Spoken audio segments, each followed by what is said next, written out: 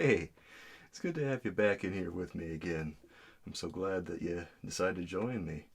Well, today it's going to be, well, I guess more of the same as we got our paper turned horizontal again, and we've got a little sketch here. We're using 300-pound paper, and if you'd like, go ahead and get out your watercolors and give this one a try, but I really recommend you just kick your feet up, grab yourself something to drink, and just relax for a little while.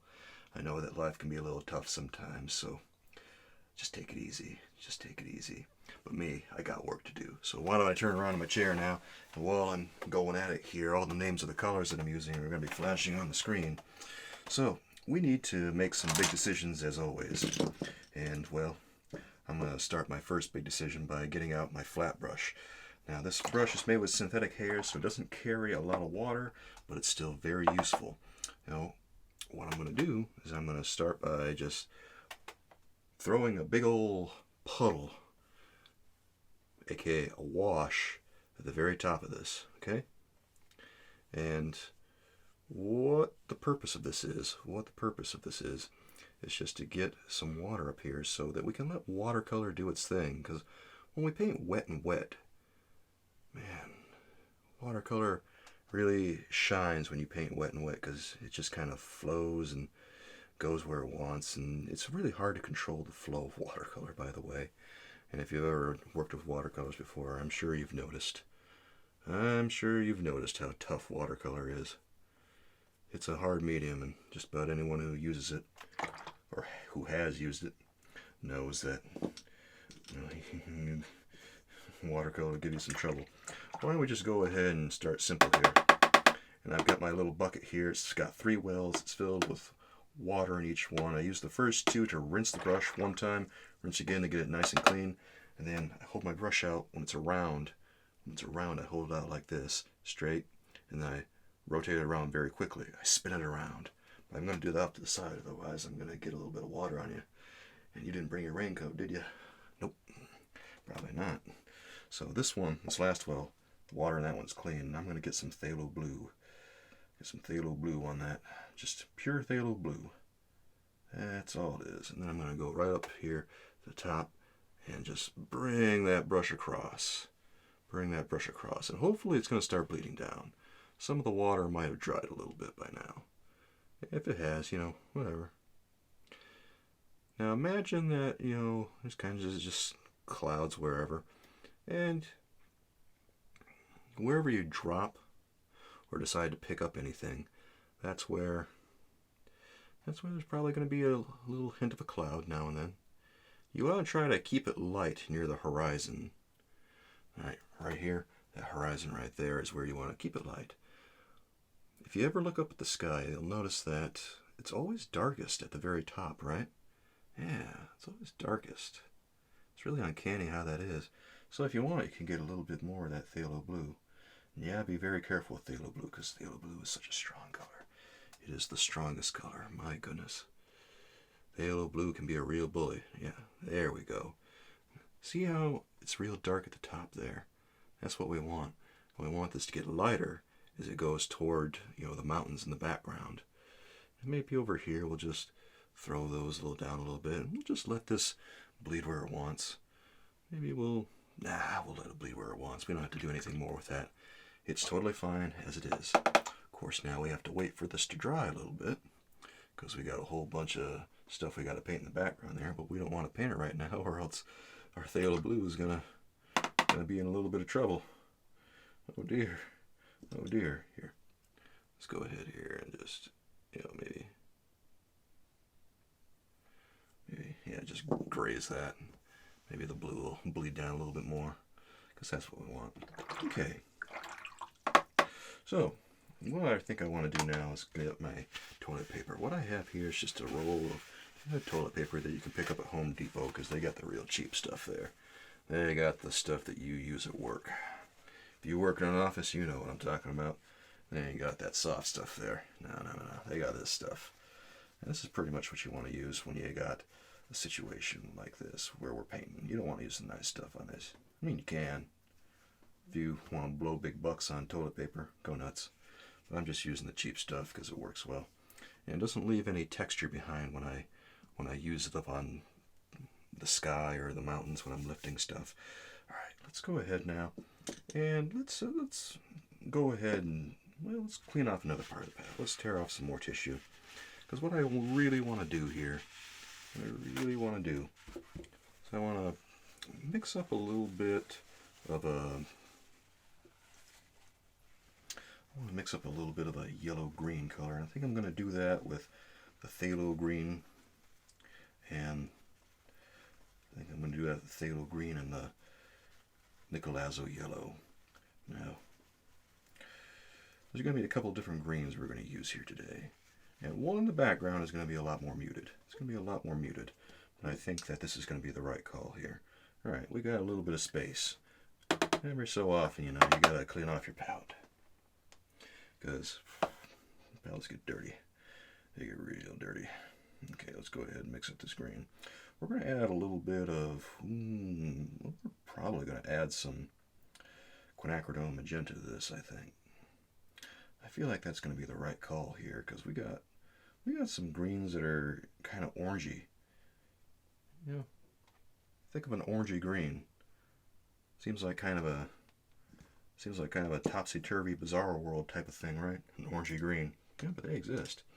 If you go out west and stuff, you'll see all kinds of them, because, you know, out in the desert they got all kinds of fascinating colors. Out in the Badlands, right here we're painting the Badlands of South Dakota. Now let's go ahead and pick out some areas where the grass is going to be showing. Okay, yeah, some of this right here, and then maybe it goes up in here. I recommend that you start with a very strong line drawing before you start painting. Otherwise, you know, this can be very difficult work. If you go in without a drawing, you can do that if you want to do it. And some people do. But boys, most of the time though, you're going to be hurting if you go in without a drawing. I don't recommend doing that. You can do it, but again, I don't recommend it. Alright, let's go here and, ooh, yeah, we'll go right up into there. Maybe we'll just go ahead and throw some of that down. Okay, yeah, then maybe we'll go, I don't know. Maybe we'll go right here. Yeah, maybe that's too much. I think I want to leave the little tops of these without the water, okay? So we'll just gently remove the water from these areas, and it'll probably still go in there once we set down the color. And there might be a little too much water over here. If there is, you know, just lift it. That's what the toilet paper's here for. It's there so we can take out stuff if we need to. Okay, now we still got this green color here, so let's go ahead and just... Now, painting wet and wet. Boy, it's fascinating. It's fascinating to let these things just kind of happen, you know? Let them just happen and bleed down where they may. They go where they want. It's one of the great things about watercolor, but it's also one of the curses. Because some people will note that, you know, this unpredictable nature of watercolor is what makes watercolor so exciting, but also so frustrating. It's true. Truer words have never been spoken, my friends. Okay. Now, we're going to take off a little bit of that, and we're going to go in with, I think we're going to go in with some, like I said, quinacridone magenta and Nicolazo yellow. And what I have here in my well, I have two strings of paint side by side. I have the Nicolazo yellow and the quinacridone magenta, and I have that arranged for every single color on the palette.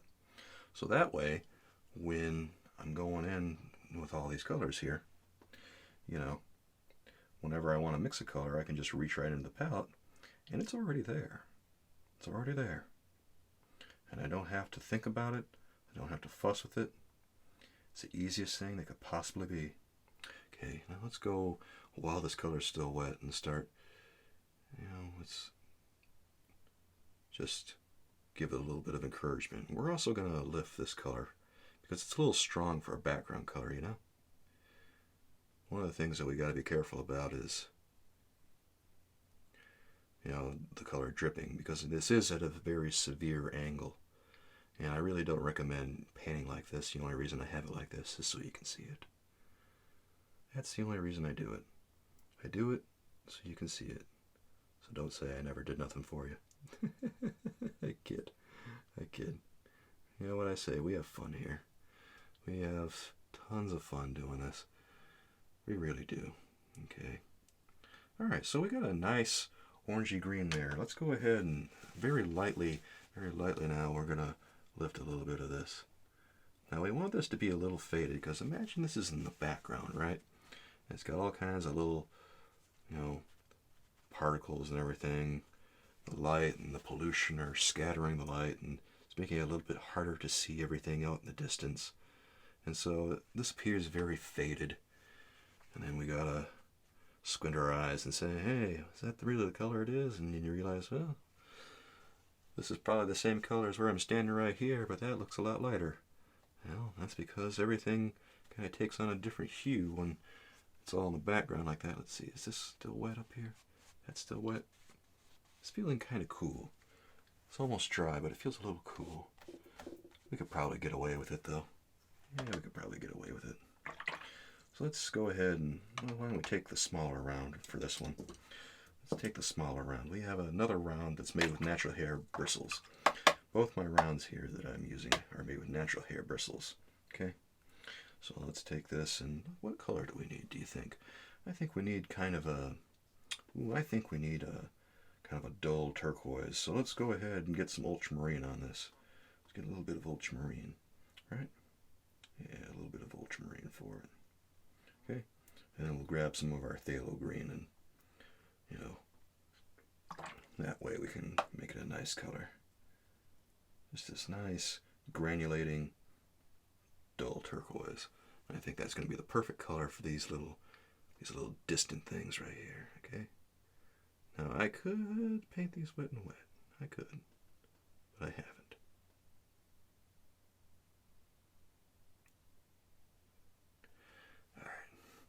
And the reason that we like to get ultramarine versus phthalo here is because of the granulation. The granulation is going to have that stonier look to it.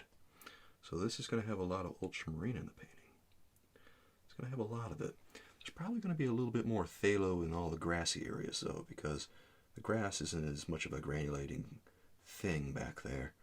I think it would be very nice if we kept the granulation to a minimum in the grass. And we'll get just one more over here. There it goes. Now let's ask ourselves, which way is the sunlight hitting? Which way is the sunlight hitting? Well, the sunlight is hitting from the right. So if you want, you can go ahead and insert some things into the let's get a little bit more ultramarine on this. And we'll just touch the edge right here, right there. Maybe we'll pick out a few spots and just touch the edge just like that. Yeah, like that. And let watercolor do what it wants. Just like that. And since it's still wet, it's going to naturally do those things where the water just kind of falls down. Isn't that cool? Yeah, that's cool. Okay, so over in here, I think that might still be wet. It feels a little wet, so we're going to leave that alone. Now, we got this whole area in here that we should probably do something with. So let's go ahead and get this area wet. Let's see, which brush do I have? Oh, this one looks fresher. I have two of the same flat brush just in case I need it. But I like using the one that's got the redder bristles on it, because it just feels like it's got some more spring to it. Again, it's made with synthetic hairs, so it doesn't hold a lot of water, but it still works. Not everything needs to be made with natural bristles. If you like natural bristles, go right ahead. There are plenty of paintings that have been done that are perfectly good with natural bristles. But me, whenever I can, I like to get something with or I should say synthetic bristles, didn't I? I probably misspoke there. Well, that's what happens when you try to multitask like I'm doing. Sometimes you make a few mistakes. Try not to hold it against me.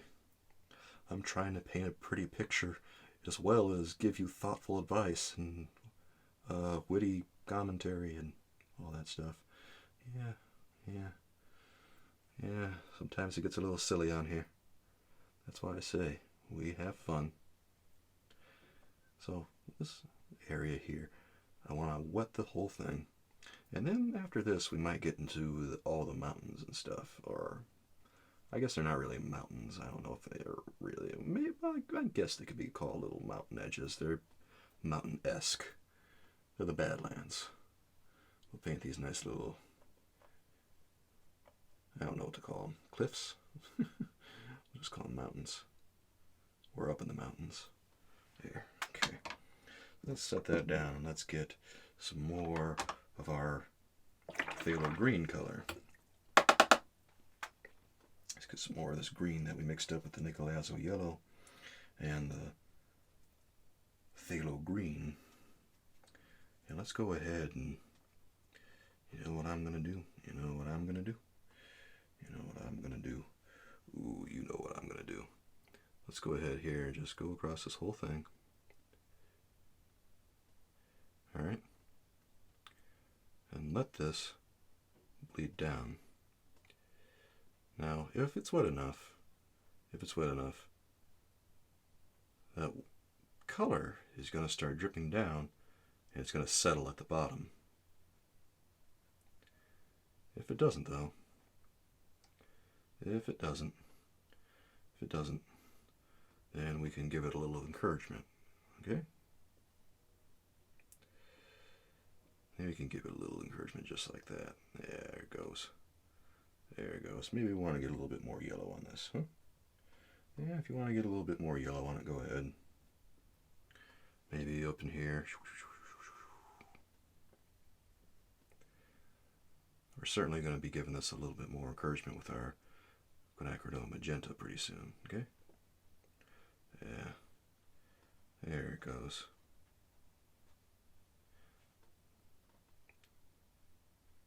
Look how effortless it is. Now this is going to have more intense color than the area up there because we need to, well, we need to consider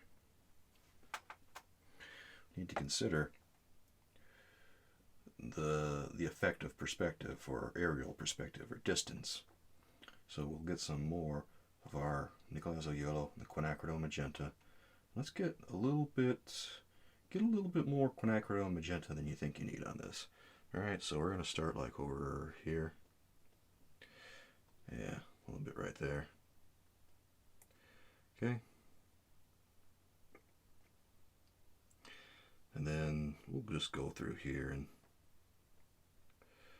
let this bleed down and stuff. There it goes. And if you feel like you want some more, go ahead and get some more quinacridone magenta with the nickel azo yellow in there. Like I say, maybe you want to get more than you think you need. If you do, go right ahead. Okay. There it goes.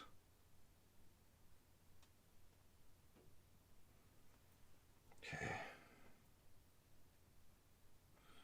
Just give it a few touches here and there. If you really, really want to, you can go ahead and spread your flat brush apart like this. Spread the bristles apart. It might help to get a little wet though. Let's take the wet flat brush, spread those bristles apart like this, okay? And once they're spread apart, you can dip it into the paint and brush it up a little bit like so.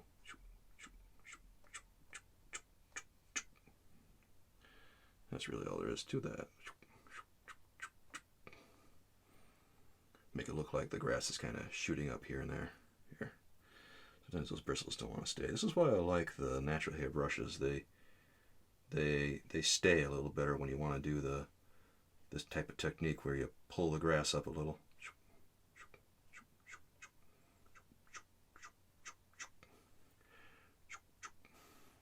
And you can add layers to that too.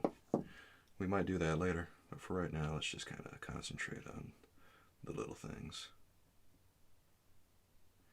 Okay. All right. That's looking pretty decent. That's looking pretty decent. Let's go ahead and maybe very lightly, very lightly,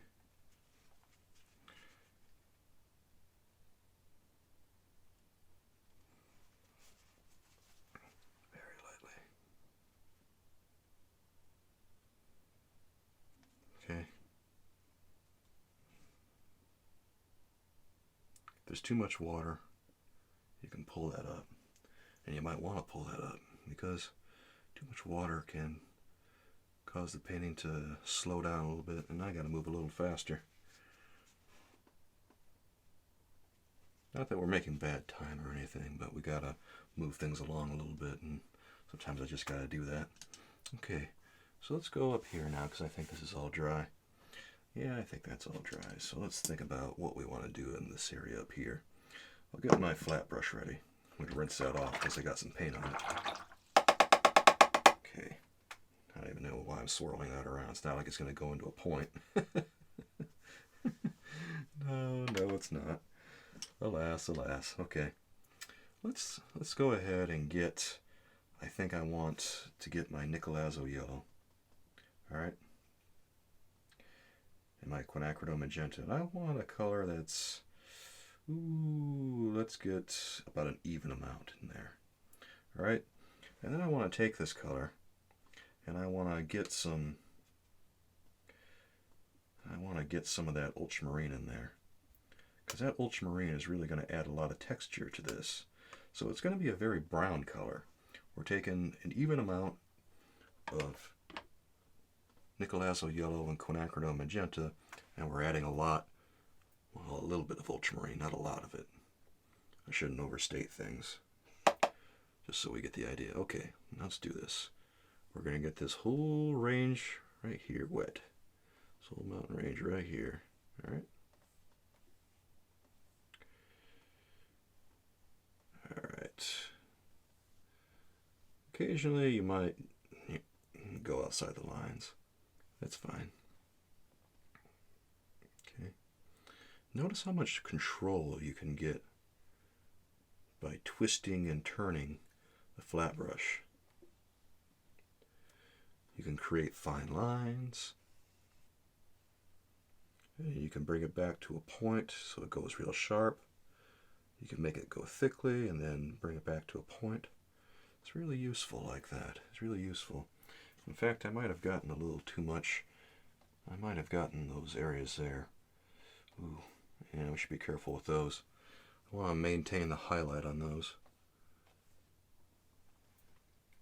Forgot there was a highlight on those. Alright, now we're getting to the area where there might be a little too much water. You gotta really control your water on a watercolor painting. And, you know, guilty as charged that sometimes I throw around a little too much water. Oh well. Again, it's one of those things where, oh, if I wasn't painting upright, it'd be less of a problem. But when you're painting upright like this, you gotta get a hold of yourself, man. Whew. There's one for the bingo card. I don't know how long you've been watching, but we have something of a running gag here where we talk about having a bingo card and stuff, because what I do is I do a lot of silly things like hoot like an owl, and sometimes I get paint on myself, and you know, there's a whole list of things that gotta happen every episode. So, you know, we have just a little running gag there that, you know, I do foolish things, and if you keep a bingo card, eventually you get a bingo, because inevitably I'm going to do something silly. Alright, the reason that we add that ultramarine into this color is to get the subtle granulation. Your blues here have a couple of functions. The phthalo blue is there because it doesn't have any granulation to it, so it's much nicer for creating smoother things, okay? But sometimes you want that texture, like when you're doing stones and stuff. Now when you're doing a sky, you probably don't want much granulation. Or maybe you do, depending on the type of painting you want to do. Maybe you want that kind of thing. If you do, I mean, whatever, it's your painting. Go nuts. Okay, I can see that we're going to have to give this range a little bit of encouragement. A little bit. All right, all right. I'm not above moving things along here. Here, let's go ahead and get that little color up there. There it goes. All right.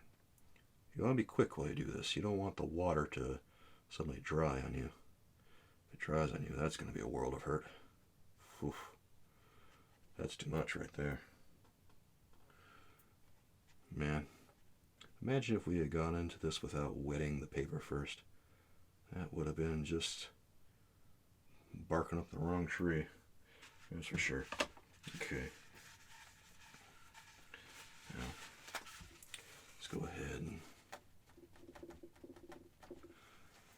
ahead and maybe lift a little bit of this. This is what we want to do.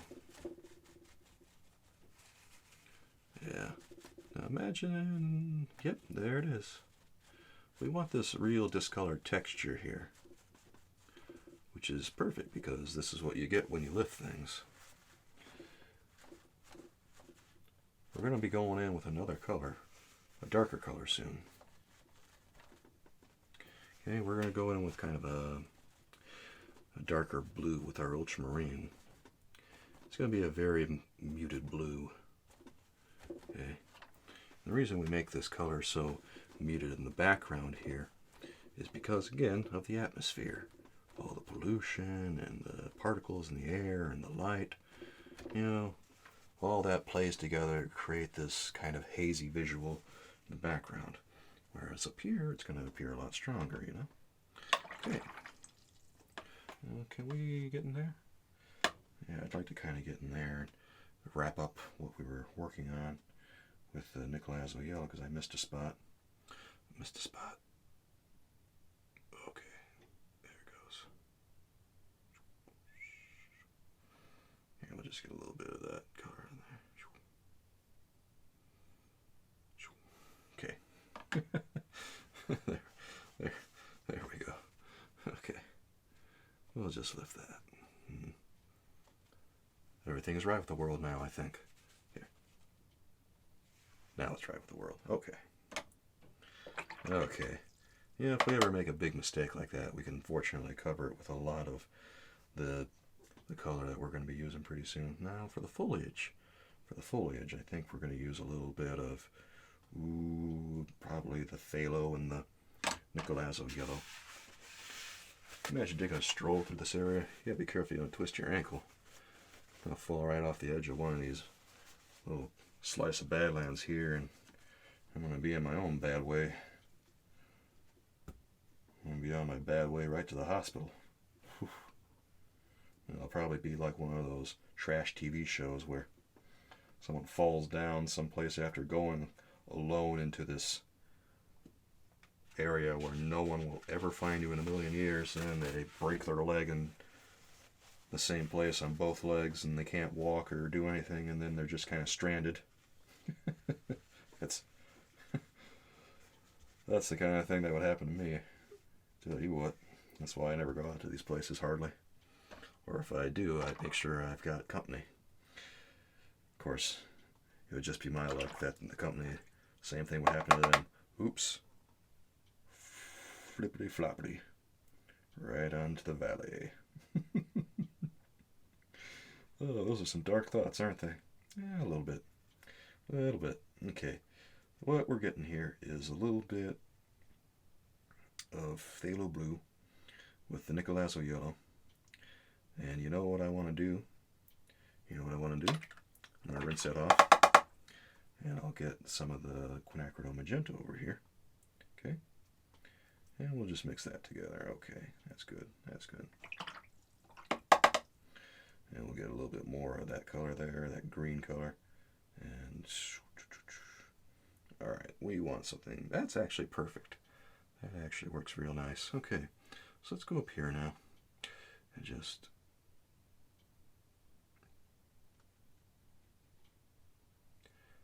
we're just going to go over a few things here.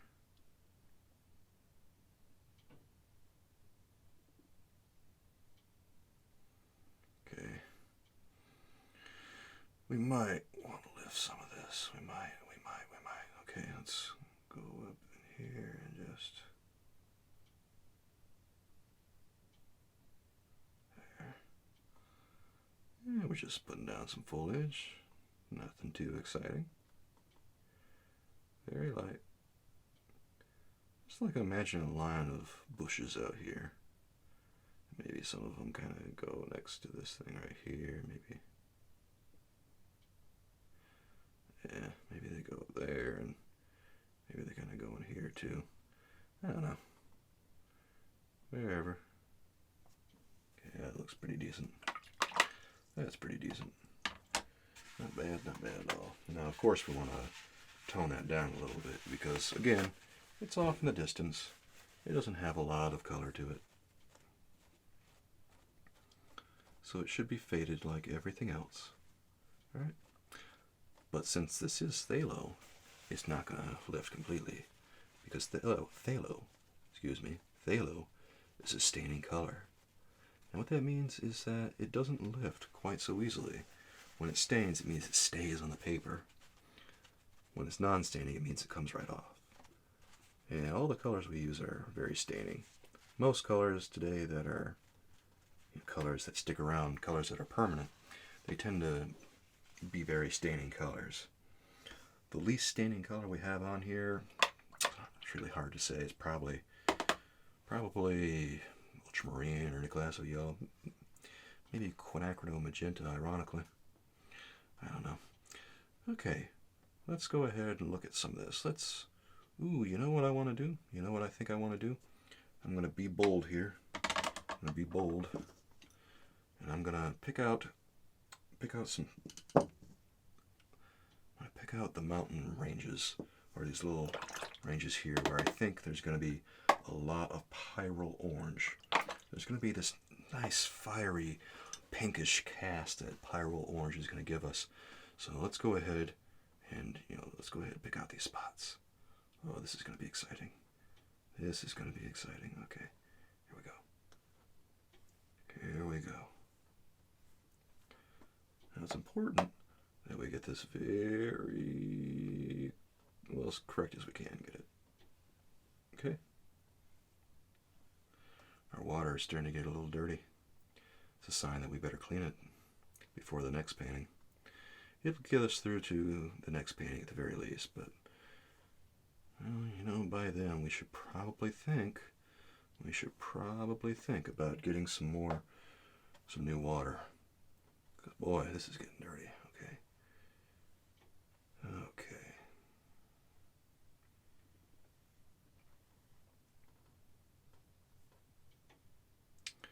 So we'll go in here and color that a little bit. And if there's any places where you think there's going to be bushes, you might want to leave those alone. Like right here is probably going to be a bush, and I've already drawn where I think there's going to be some bushes in here, some little patches of foliage. So you got to be careful. You got to be careful with that. But other than that, that's only if you're really, really worried about where you think all the foliage is going to go. Okay.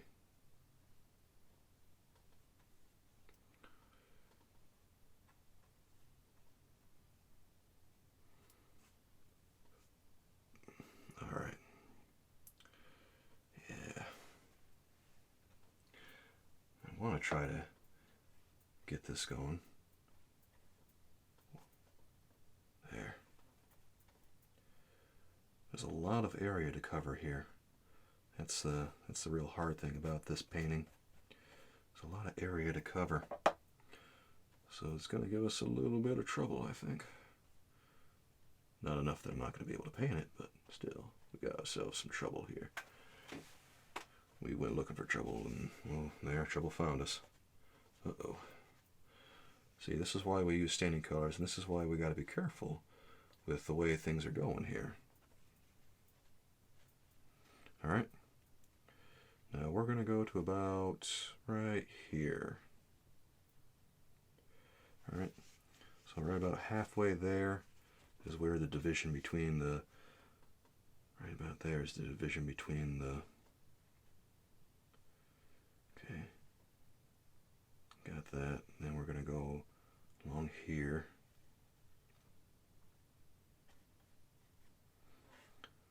Yeah, there's going to be some weird divisions in here that are going to be kind of fascinating to look at, but they're also going to be difficult to paint. Alright, be careful with that. It really wants to drip there. And sometimes it's like that. Sometimes it's like that. Alright, we're just going to have to go along with things here and figure it out. Alright, now let's get some of this pyrrole orange here.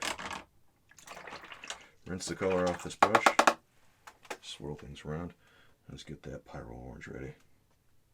Let's get us some big old pile of it. Big old pile of it. With lots of water. Because we don't want this to be a very strong. We don't want it to be a very strong tint. We want it to be kind of a light tint. Okay? So let's. Alright. There it goes. It's already starting to drip there. Yep. Alright. Okay.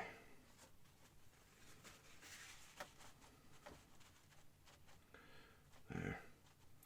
We might have to go ahead and just lift some things over in this area. We might have to. Okay. Now this is going to almost definitely drip over here. Alright.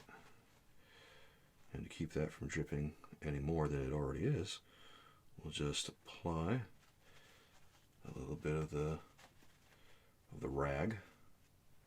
And pyrrole is a very staining color.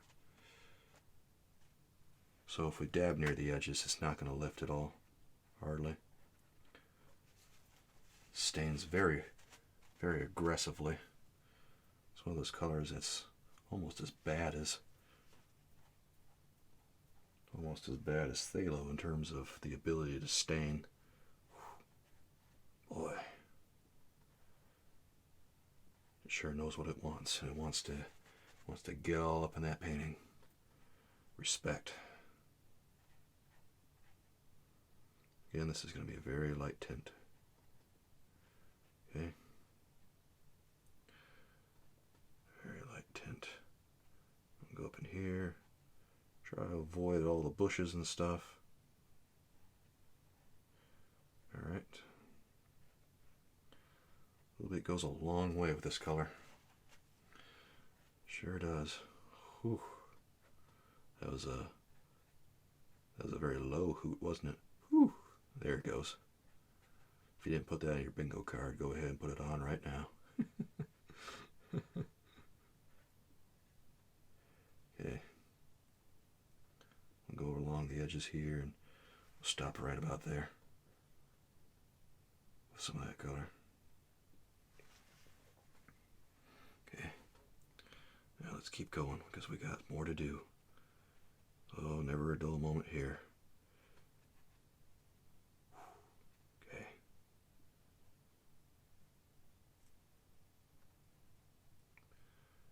Alright, there it goes. Alright.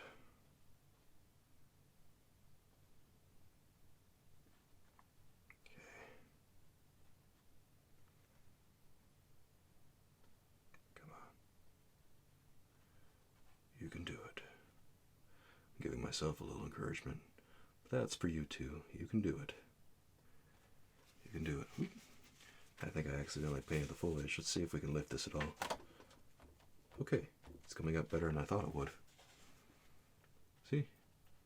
You can still pick stuff up if you just give it a little effort.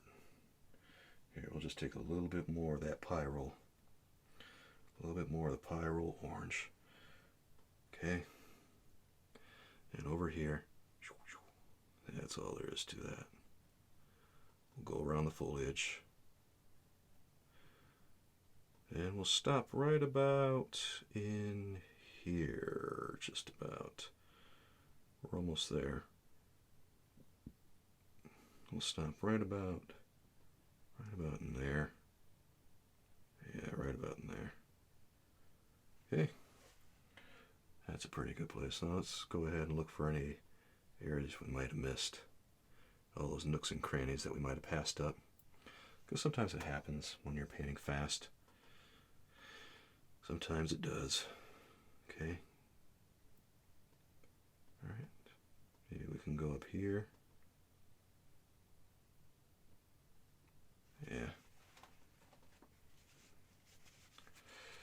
There.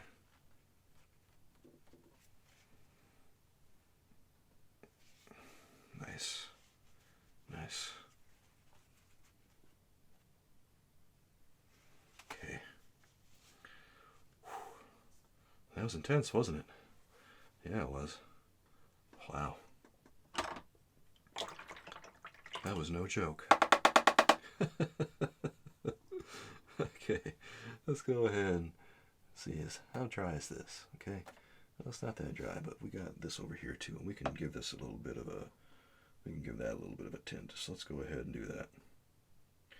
Let me go ahead now with my brush, my flat brush, and we'll just wet this whole area here, because that's how we do it. Or, it's not how you have to do it, but that's how you can do it. So one of the things about this technique here, I show you how you can paint, but not how you have to paint. There's a couple of different aspects about the way I do things. I do a lot of glazing. We do a lot of layering. And also, there's also the way that I mix colors, because I have all my colors arranged in these wells. Like I told you, I have most of them. Well, every color that I use, I have arranged next to each other on the palette. So take Pyrrole, I've got it next to Nicolazzo Yellow, I've got it next to Quinacridone Magenta, and Ultramarine Blue, and Phthalo Blue, and Phthalo Green. And then so on and so forth for every other color. Okay, that color is getting a little, it might be a little strong. Might be a little strong. So if it's getting a little strong, we can take it down a notch. Take it down a notch. Okay.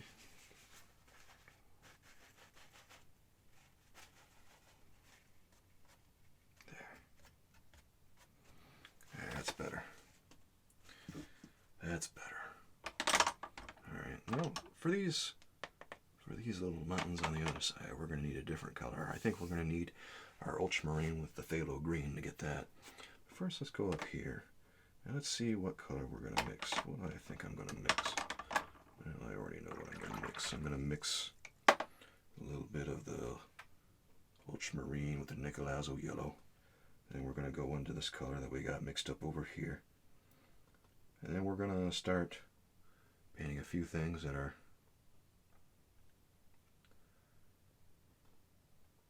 maybe a little bit off the beaten path, so to speak. I don't know. Here, let's go ahead and just get some of this, and then we'll. The other great thing about staining colors is that you can kind of just go in and re-wet things and give them a little bit of a touch-up like this if you want. That's one of the great things about it. Okay? Now try not to re-wet too many things while you do this and then accidentally screw up your entire painting. But we can go along the edges like this. Okay? And maybe right here. And you never know, maybe right about in here we'll have a few more things that are probably separating that from the background. We'll just imagine that these are little foliage things. We're using the the ultramarine for the granulation so that we can have that granulating effect, make it look like there's a bunch of foliage and stuff in the background, even when, you know, maybe there isn't quite so much. Here, let's go down here. Let's go down here. And maybe.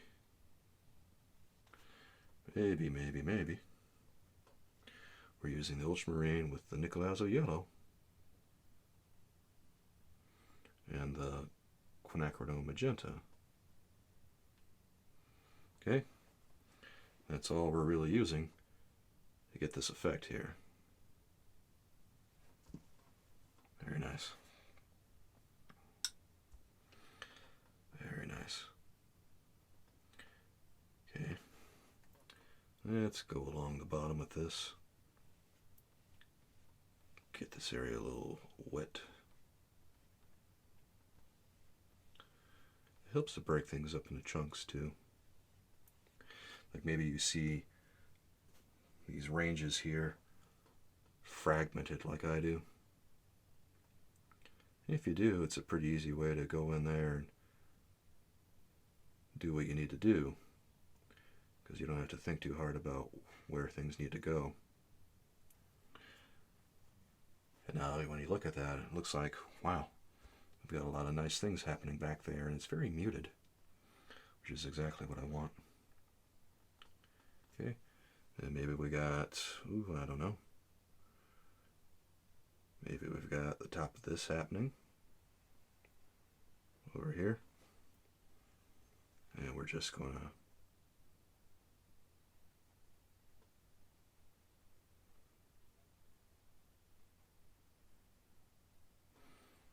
there it goes.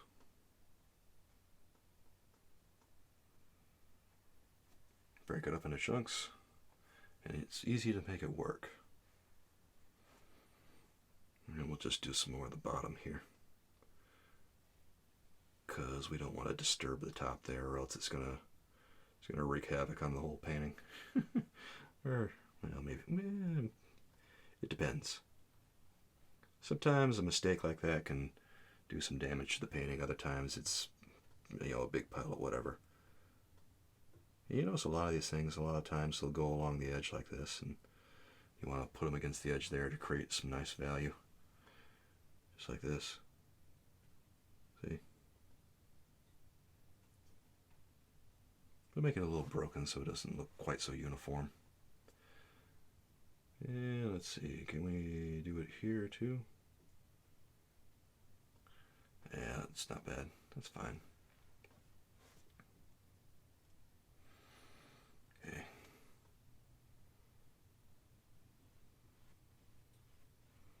You just make things up as you go.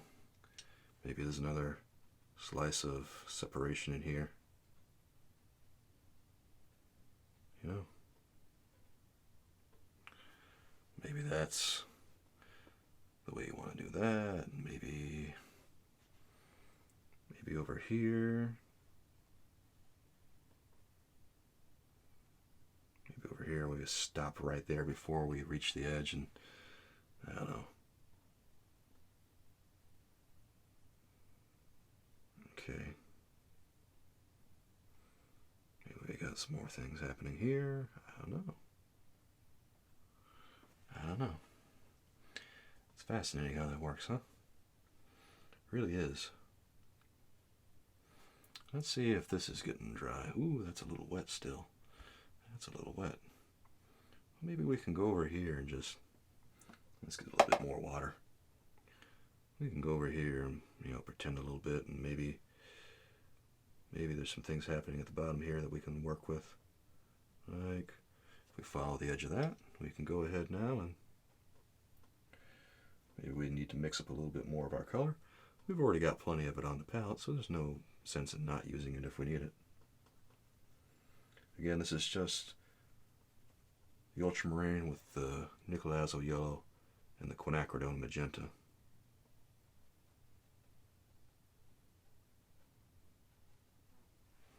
Alright. Ultramarine with the nickel azo yellow and the quinacridone magenta. Put it wherever. Okay. We can wait for the rest of that to dry. Now, let's go ahead now and think about all these colors here. Now, I already know, I told you that we need to get a color that's a little bit more, we need to get a color that's a little bit more turquoise. But we need that granulation. So if you need a color that's a little bit more turquoise, but we need that granulation, you got a couple of options. You could mix the yellow with the blue and have it lean toward blue. That is one way to do it. But if you need something a little bit more intense, then you're going to want to get some of this. We'll get the ultramarine here first, because the ultramarine is a little weaker than the phthalo green is. Ultramarine is probably the weakest color we have on here, honestly, if we're being totally honest about the way things work. So get lots and lots of ultramarine, lots and lots of it. We want to have lots of this color for the upcoming wash that we're going to do. Alright. And this color could probably be a little bit more complicated than what we're going to do, but we've also got to get out of here in a timely manner.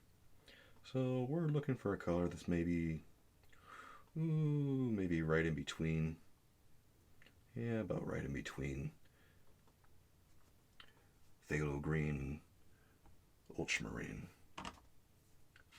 It's kind of like a middle turquoise. Yeah, middle turquoise, whatever. Whatever you say. Okay. What do you say?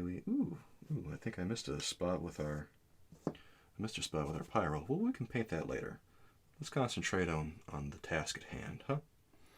Yeah, that sounds like a plan to me. Alright. So, same deal here. We can... This is your bravery test. Big bravery moments. Ooh. This is one of those moments where you gotta just tell yourself you got big huevos and go for it. There. There we go. Now, let's take it down in here. Take it down in here. And then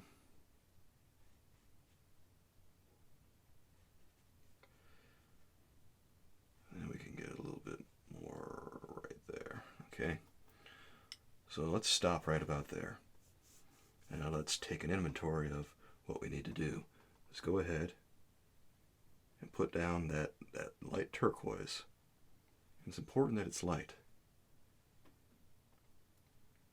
It's going to be probably a little dark at this point. It's really important that we get that granulation because we're painting stone, right? Right. You want that granulation in here. You want it. Okay. So get it in there. Get it in there. And then you want to pick up some color. Let's go ahead with our rag. I got a feeling that this is going to be a little too dark. Okay. And we want to leave some stuff behind.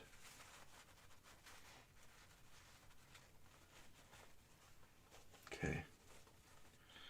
And that is about the right color that we're looking for. You want to lift just enough of it away.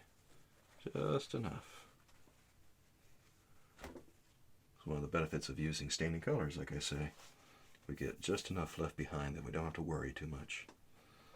Now, there's going to be a little bit of a dull color in there that we're going to mix up later. But we'll leave it right in there. There's going to be some like dull reds that are going to be kind of permeating in between all these things. So let's go ahead and take another inventory here and make some decisions. We'll keep our brush aside. We'll get the wash brush out. And then we'll go ahead here and go across. And we'll get the areas where we think, oh, I think I missed another spot with my pyro. Like I say, we can get it later. We can get it later. Alright.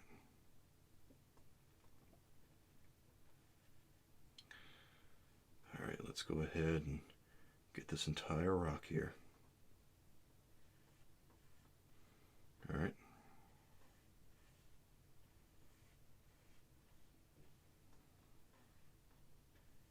Okay. Now let's go ahead and just paint this whole thing. And we'll paint over the rest of it later. We don't have to get too fastidious with the way we're painting things. Alright. Oops. Look at that water run down. Yep. That is wet and wet for you.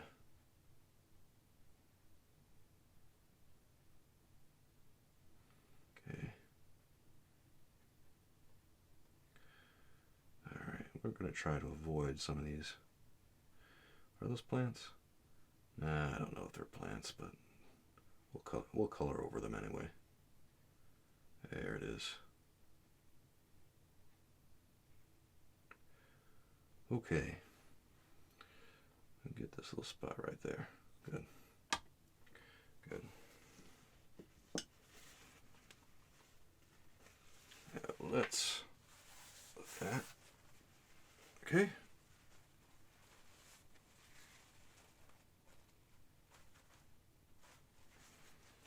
Looking good there.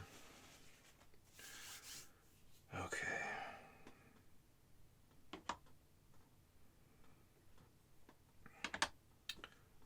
Let's do this again over on this side.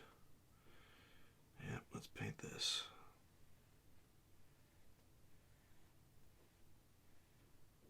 There's too much water right there. Shake some of that off. And like I say, if we need to, we can just go ahead and grab our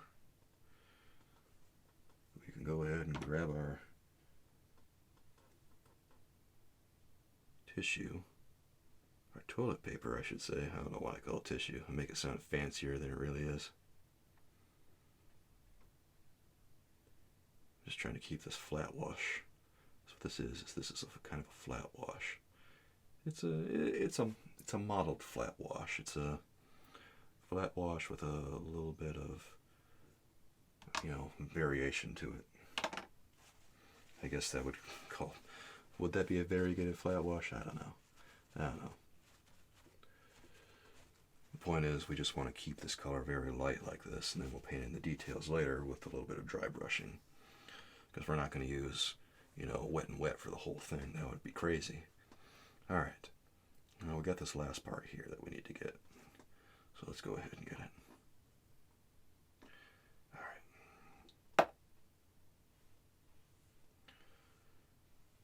Let's go right here. And paint around some of these things. Ooh, I think I got a spot I didn't mean to get. This is one of those places that I missed with the pyro. We'll keep this a little drier. And we'll just make sure that all the water soaked up off of that. Okay? Otherwise, we're going to be pretty good here. Okay.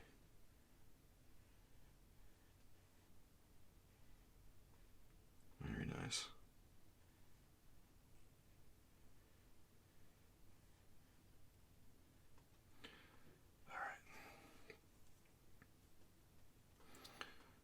Let's do it again. Same color, ultramarine with the phthalo green. Again, we want to get that granulation in there. If we didn't want the granulation, we would use phthalo blue. The thing about phthalo blue and ultramarine is that they're so close together on the color wheel that there's not a lot of difference between them ultimately when you mix them as far as hue goes. Like, you get some pretty good violets with phthalo blue, you get some pretty good violets with ultramarine. Is there a little bit of difference? Yeah, there's a little bit of difference, but in the grand scheme of things, no, not that much. So the real difference between them is the texture, which is what we're going for here. Okay. All right.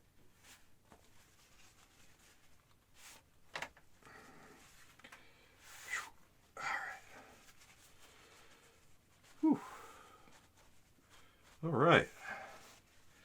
Looking good. So we got all that done.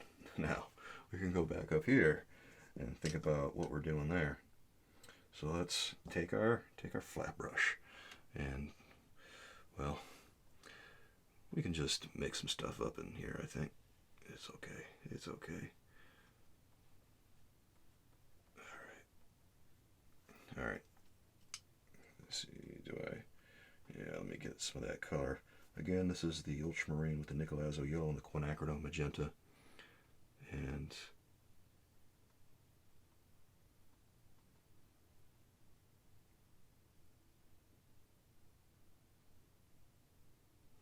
okay, some of that's going on, and that's fine. And then we'll maybe go in here and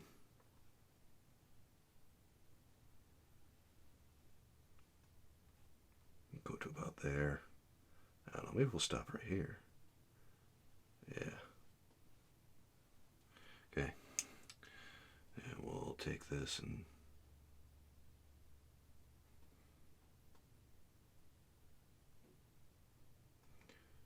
it doesn't have to be completely perfect. You can break up the paint a little bit and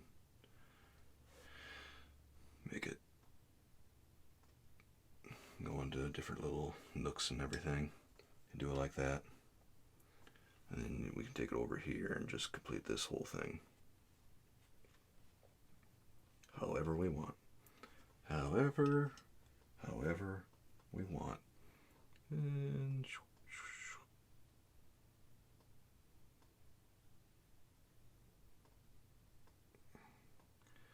okay. That's pretty good. And that's all we want to do with that. We're going to leave the rest of that. Okay? We're going to leave the rest of it. Now, let's go ahead and decide what we want to do with all this. Ooh, we got all this intimidating paint, all this intimidating landscape looking at us, don't we? Yeah, we sure do. We sure do. Well, here's what I'm going to do. I'm going to wipe off a little bit of this turquoise color. Actually, do I want to wipe that off? Oh, I don't know. We might keep that on there just so that we can get the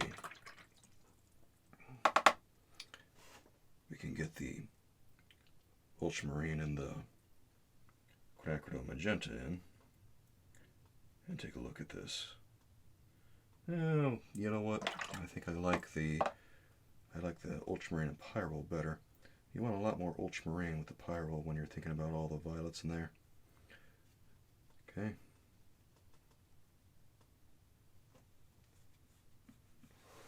All right. So, let's see.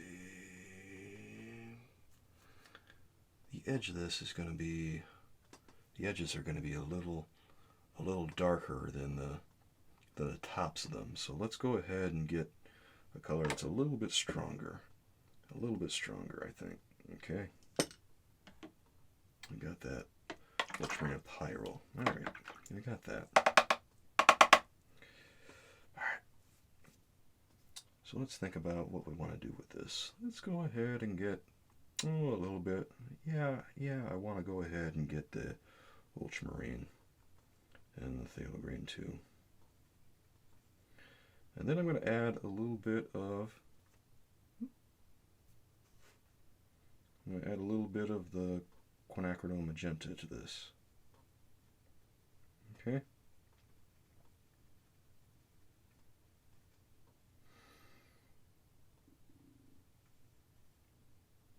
Okay.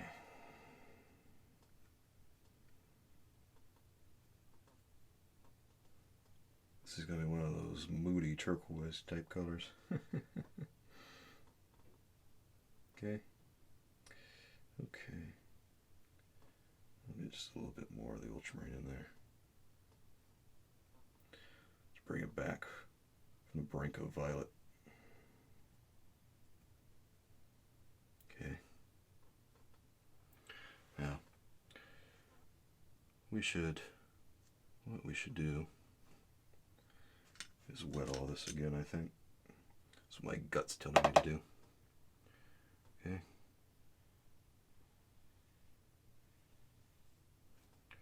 Alright.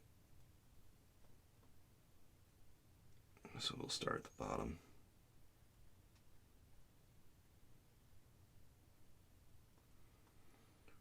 Start at the bottom and kind of just work our way toward the edges.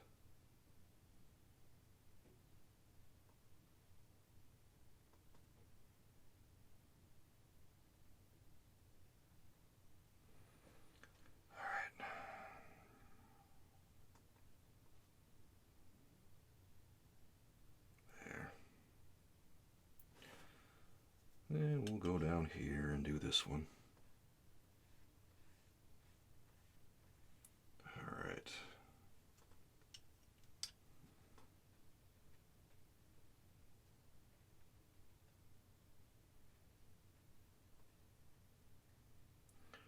Very good. Now, since we are doing some work with pyrrole and ultramarine here, and we want that texture, we'll get a little bit of the pyrrole with the ultramarine. So we got kind of a violet-ish color going. And I think we're going to get a little wetter and sneak it down in here. And we'll just sneak it down right there. Okay. Alright. That's about right. Right there. Perfect. In fact, you know what I might do is I might use a couple of my rounds for this. Let's see. Yeah, I need to clean this one off. Alright. Let's see where else we need to go. We don't wanna ruin any of this yet. Yet. So let's go ahead right here. Let's leave this blank a little bit right there. All right. Okay. And we'll color this right in here.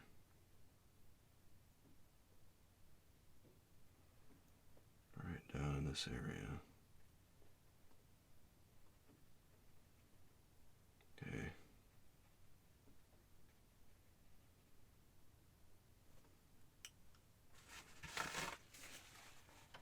There. Okay.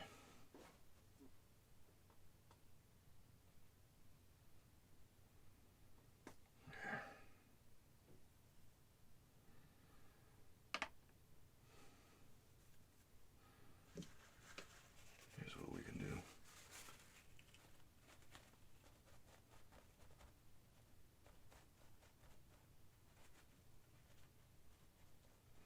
Just lift that a little bit. Okay. That's fine. All right. Now, since we got this, let's go ahead and use it. Just a little bit over here on the sides.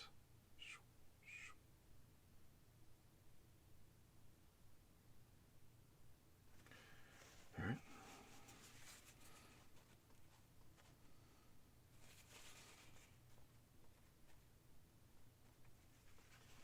Okay.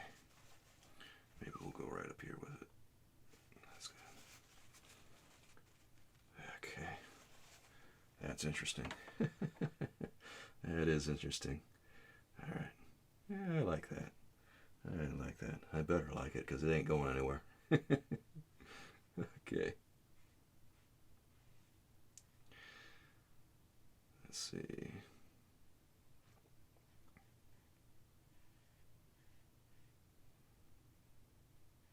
Right about in here. All right. Better lift some of that. Uh-oh. We're getting a little bit of rebellion over here from this color. Here. right about here is where there's going to be a little bit of a different color happening.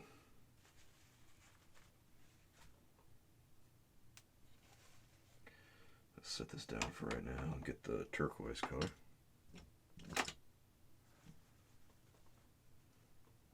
Okay.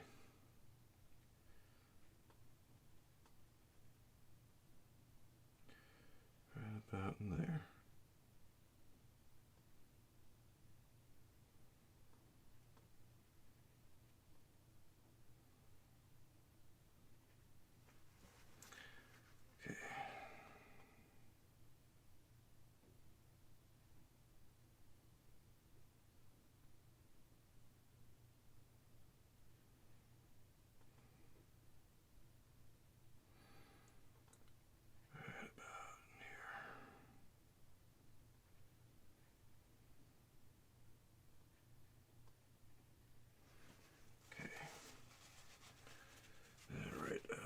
Here is where we're going to see a little bit of a deviation. Alright. Right there. That's pretty good. That's pretty good.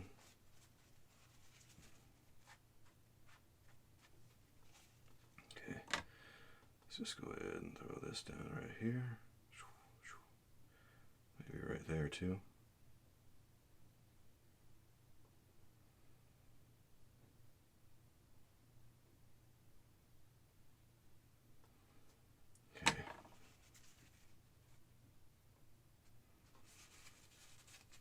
Let's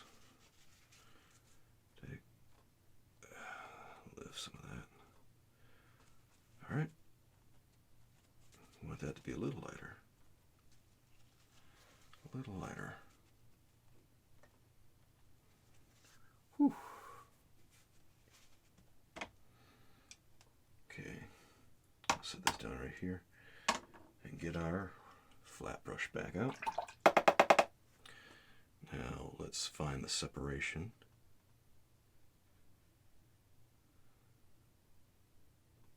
Right here. And right here. Okay. Well,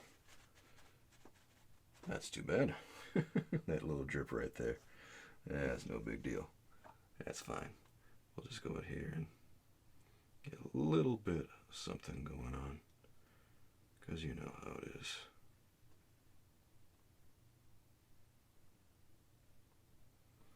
Maybe we got that very light color happening, and that doesn't look bad.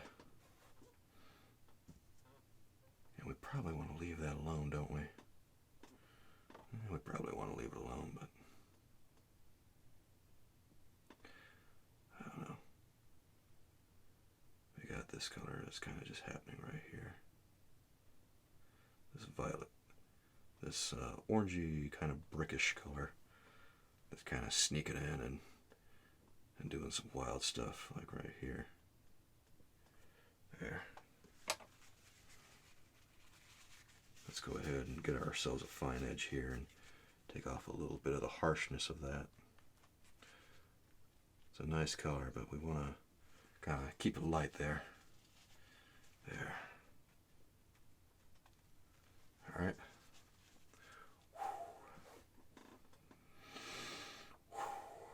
Woo. Never a dull moment. Oh my goodness. Okay. Let's go down in here and pretend there's like a little bend right here where we're going to capture some of the little things that are happening. We're going to capture some of the little things that are happening. Can we do it? Can we do it? I think we can. Okay. Get the big brush out. All right. All right.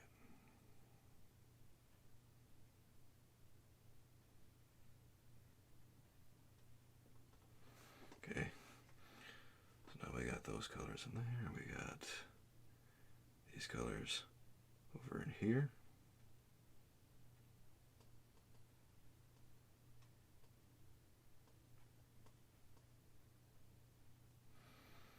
Okay. Let's set this aside. Let's set the flat brush aside. Let's get these colors.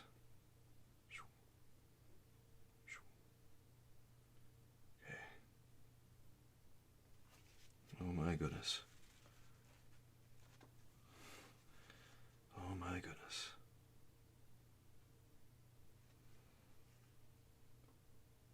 And they're kind of just circling around, aren't they? Yeah, a little bit. A little bit.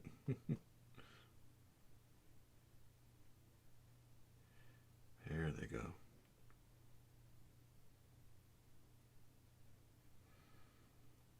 Yeah, they're kind of taking their end out of everything, aren't they? Whew. Whew. Okay.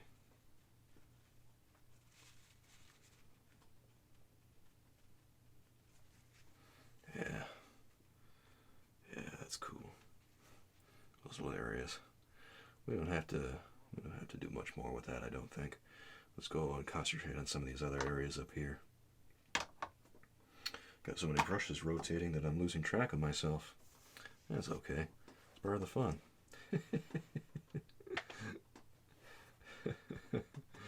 Here, let's go in here and take care of this.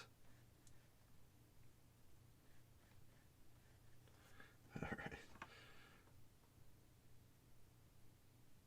There it goes. Now, we'll just take out a little bit right there.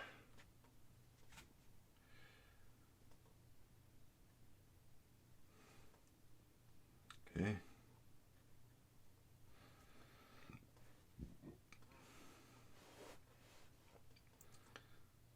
Then we'll go along this range here.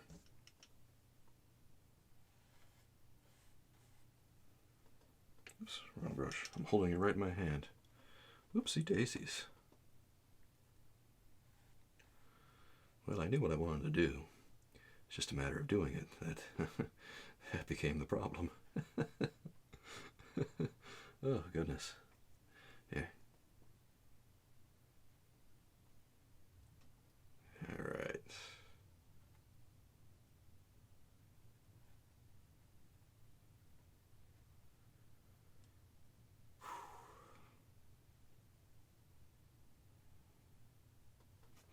Okay.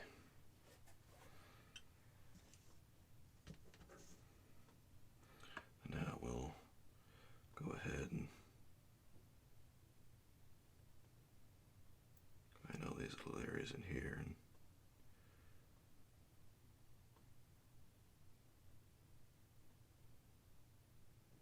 here.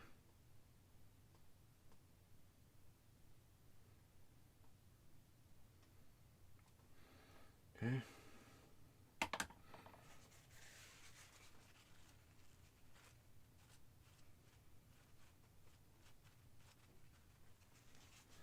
There it goes. There it goes. Painting this quickly is a tricky business. Let me clue you. There's nothing easy about painting like this. Alright, so right in here we're going to have a little bit of some shadow business, and up above I think we're just going to leave some of this. Okay.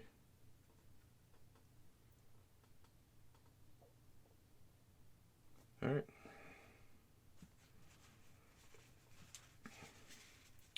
Let's say we got this right here, and then this right here. Take a little bit of this across. Okay. Maybe take that down a notch. Alright. And we'll go up into these areas and just get this. Well, let's go ahead and wet that first. It would be irresponsible not to wet it, right? Right. Okay.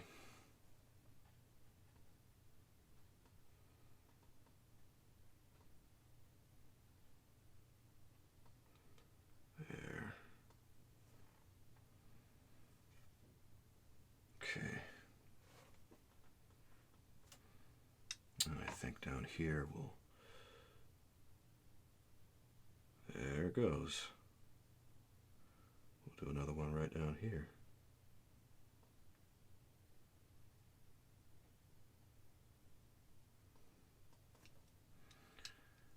Okay.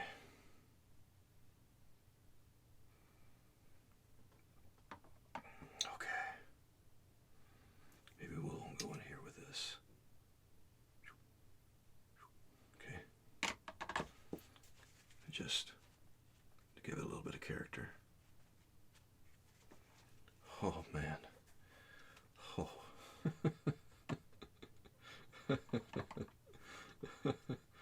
Okay. Okay. Oh, baby. What is this painting doing to me? Oh, it's making me... It's really challenging my idea of wet and glazes. Yeah. If you ever do multiple glazes and multiple layers of wet style painting, oh man, that's really going to challenge your abilities. And when I have to do it this quickly, it's a little much. There, that's fine. So let's now go ahead with, well, we should probably go ahead and maybe wrap things up here. What do we want to do you think? What do you want to do? What do we want to do? Well, I know what I could do. I could take my flat brush and I could mix up a violet color. And to get the violet color I want, I know I'm going to need some of the ultramarine. Some of the ultramarine and the quinacridone magenta. Okay. But I also know I'm going to need a little bit of that yellow too, the Nicolazo yellow. I don't want this to be especially bright. Alright. I also want enough that I can make this work. So let's go ahead. And if we mix it with one of the colors that we already have, we have something that I think is going to work. Alright. So we can use this, or we could use the pie roll. And I'm trying to decide here which one I want to use. We could use the pie roll and the ultramarine, or the mix with the triad mix. I think I'm going to use the ultramarine and the pie roll mix because it's easier to make more of it if I need it. I don't have a 3-color mix in the well like I do this color here. Okay. Alright, so let's go ahead and drain some of the water off of this brush. Alright, now with it a little bit wet, I'm going to try dry brushing this and see how it goes. Let's start just like right here. Okay.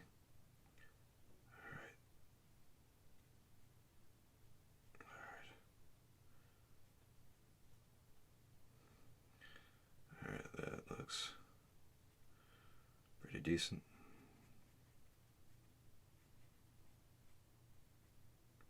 All right.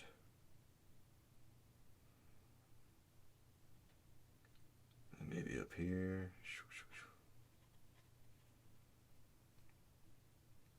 Yeah, you just kind of want to start off the side and keep dragging it up. And maybe at the bottom you got a little bit more darkness here and there. Maybe you do. I don't know.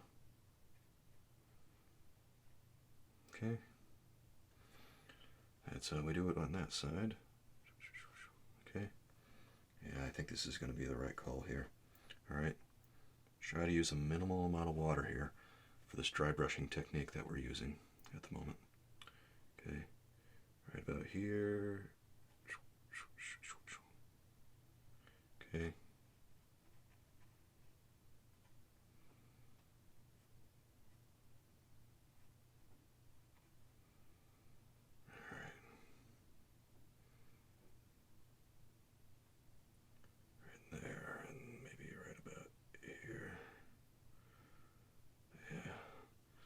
let's keep it simple. Keep it simple. We don't have to get too hardcore with our technique here.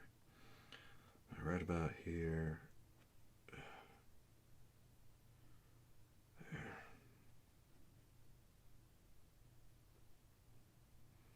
Okay. Then maybe up in here. There's some of that, and then following the curve of the rocks like this, we got some like this. Maybe up in here. Some like that.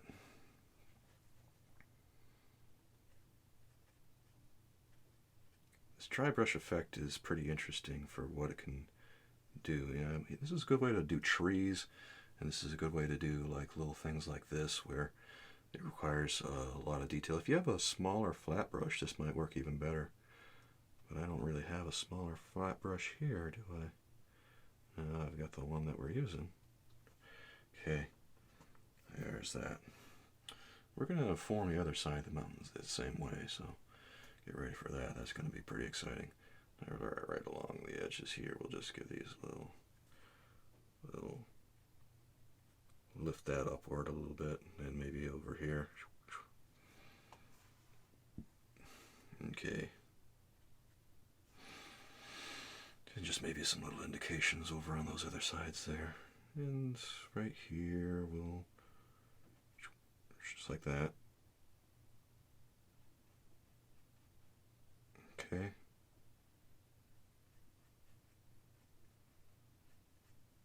Oops. Got a little too overzealous with that one. Well, like I said, you gotta be a little careful where you where you put your color on this one, because boy, it stains and it ain't coming up. All right, let's get a little paint there at the top. Get that color. Get this. All right. Sometimes, if you look on your palette, you'll see that the Pyrrole and the ultramarine tend to separate. A lot of colors tend to separate from the ultramarine. They don't really blend together quite so much. Okay. And we'll, all right. Go all the way up here now. There it goes. Right over here, we'll do a little bit more. All right. Very cool. Very cool. Maybe just a little bit more right here. If you really want the most intense color you can get, you should try dry brushing. Because dry brush like this, whew, the color does not get much more intense than this. Not in watercolor. It's kind of like doing hatch marks with a pencil. If you've ever done hatch lines before. It's a little bit like that. You know, the more you kind of drag your brush along, the more effects like this you can get, like just like that, and like this, and this too. If you can turn it just about sideways like that, you can get some pretty neat stuff happening.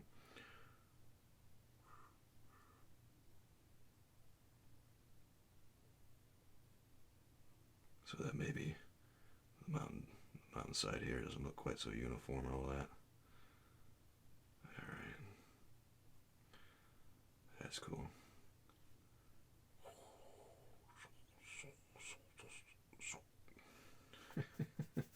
Gotta make those little noises. Get some more color there. Again, not much water. Not too much water. Hardly any water at all. Maybe over here we got this little side right here. Okay. But maybe the color's a little bit more concentrated in here. Okay. And then we got this side.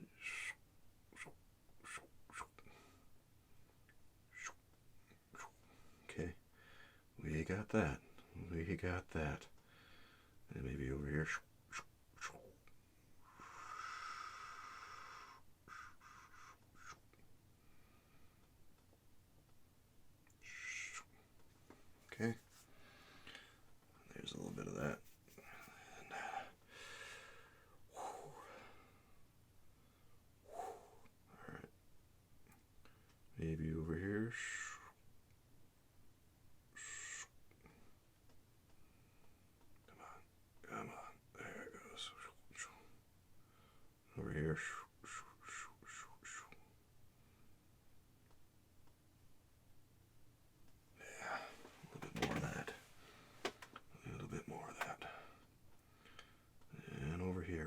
some more.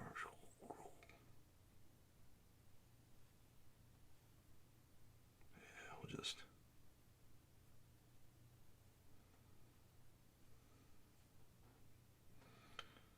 There it goes.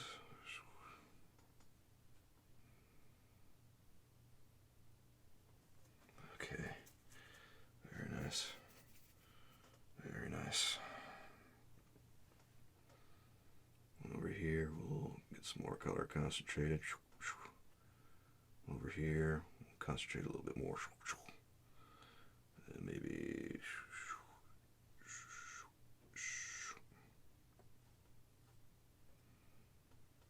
Turn it the other way if we need to. Oh, goodness. All right.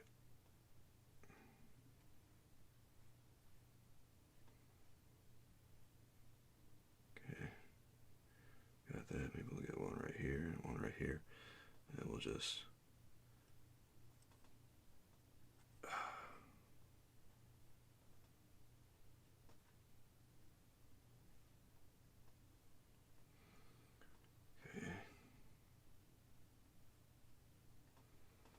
Alright. Maybe just a little bit more up here. Alright, so those are pretty much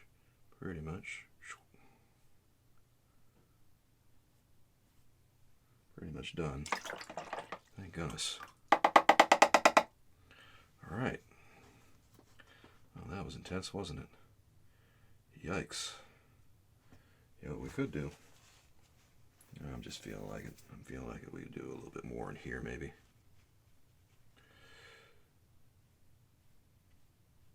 Okay.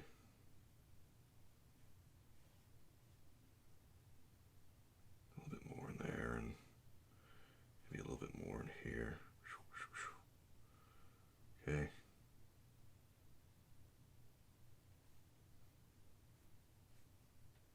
Okay, a little bit more in here, and all these little areas.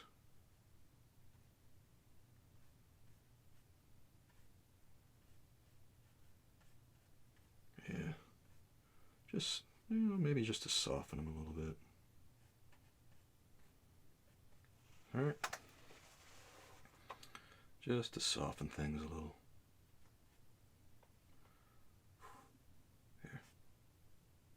There we go. Now, let's concentrate on this other side. Because, boy, we got some stuff to do here, don't we? Yeah, we do. We should probably clean off a little bit of what we've done here. I think we're going to need a little bit of... Let's see, I think we're going to need the nickel azo yellow and the quinacridone magenta. And then we're probably going to need some more of that same violet color. Well, actually, maybe we don't need to clean anything off. Whoops. Maybe we don't need to clean anything off at all. What I think I'll do, well, I definitely want to keep my wash brush out, because we're going to be doing a lot of that same stuff. Alright, we'll keep that out. And then, let's get the big old round out. The big old round. The big old round. And let's get mostly quinacridone magenta into this nickel azo yellow and magenta mix here. There it goes. And we'll just set that aside for a moment. And then well, here goes nothing.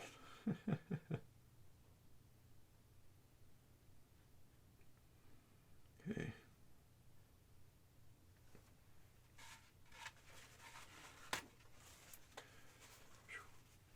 All right.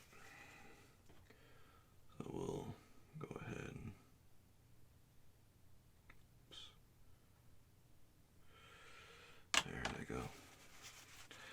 We'll just take some of this off right here. And ooh.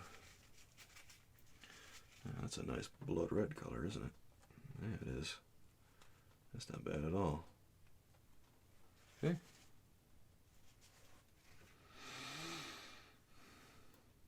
And then we'll go up in here, I think.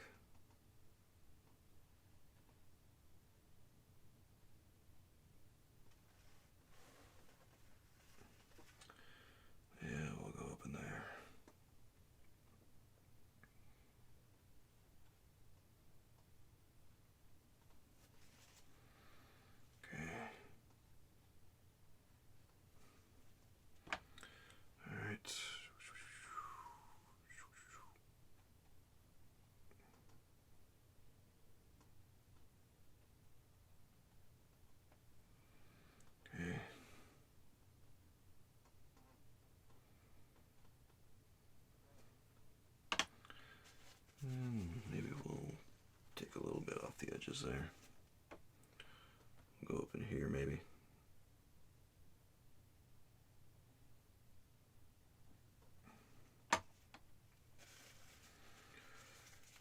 And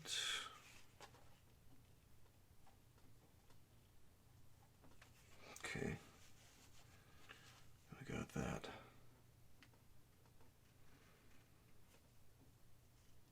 And we'll go up in here into this area,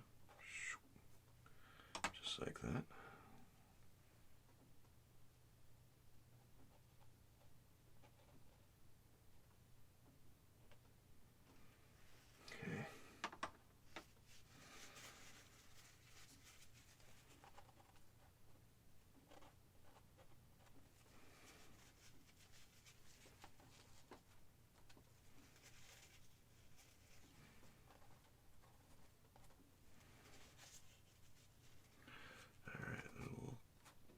Just carve some edges into this little area right there. And maybe we'll take off some of the harshness of some of this color, because that can be a little bit much sometimes. All right.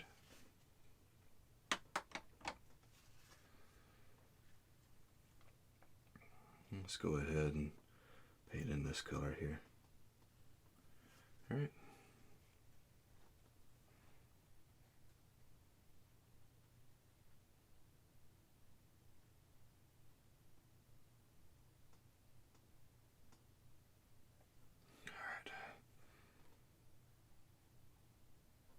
That's good. That's good. Now, where should we?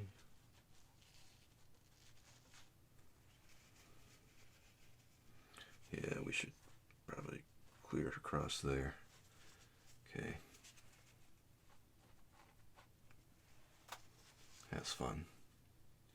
Looking good there.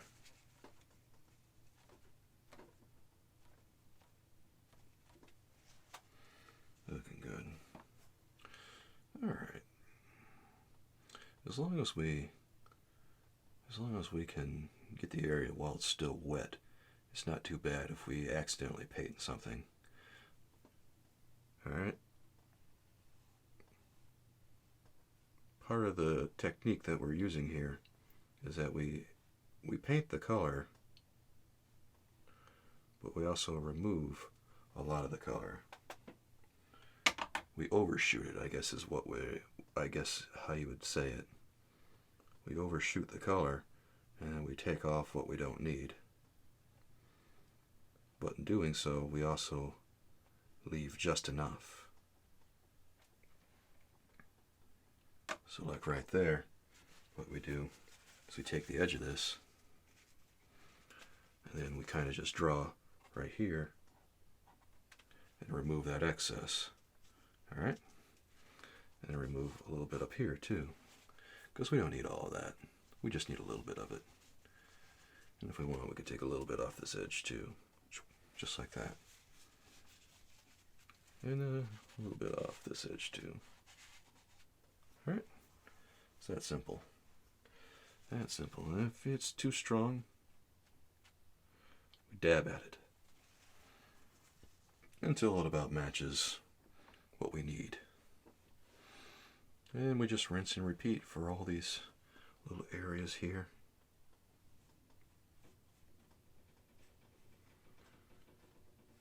Now just remember that a lot of these areas are going to have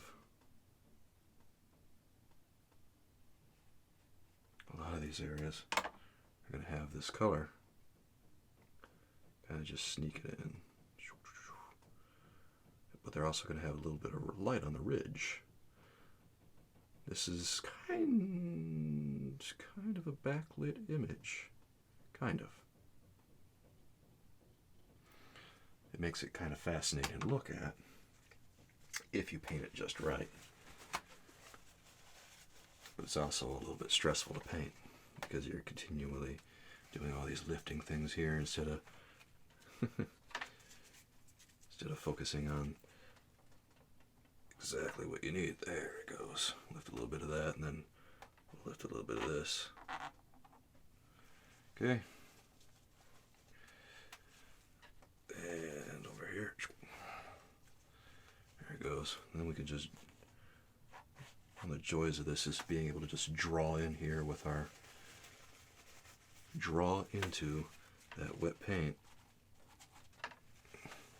with this tissue. This tissue is absolutely a godsend. You use a lot of it, but you have so much tissue that it really doesn't matter that much in the grand scheme of things, you know? Okay, let's take a look, survey what we need to do next. Do we need to do anything here? Yeah, we can leave that. Alright, let's take some water. Oops, we got ourselves a drip. Good thing we didn't have any paint on the brush, huh? Ooh, that could have been rough. Well, I got a feeling we're going to have a little trouble spot there if it wants to drip so suddenly. Yikes.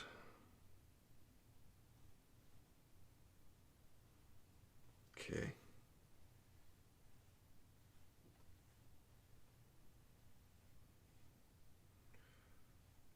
Now, we'll go down in here. And then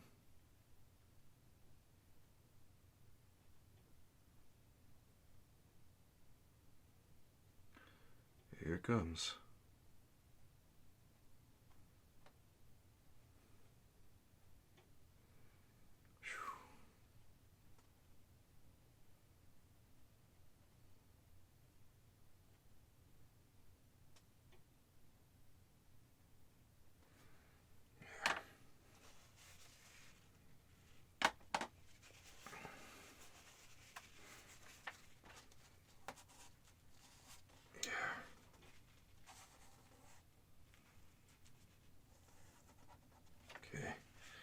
Draw down in there, and maybe we'll just lift a spot there, maybe another spot here, and over here we'll take a little bit off that edge. Crafty, huh? And maybe right there we'll take some off that edge right there. Okay, good deal.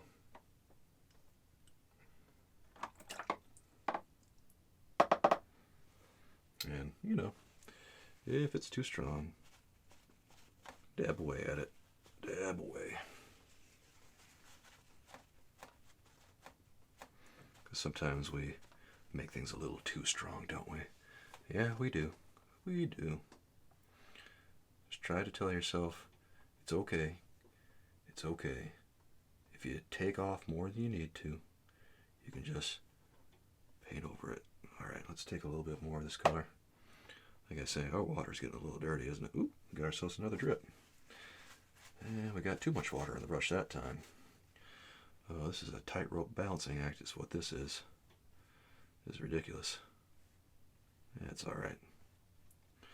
It's alright, I got this. This is a little easier to lift and pick up than the other side was because you know, the color doesn't stain quite so harshly as the phthalo does. The quinacridone magenta and the nickel azure yellow are a lot easier to handle.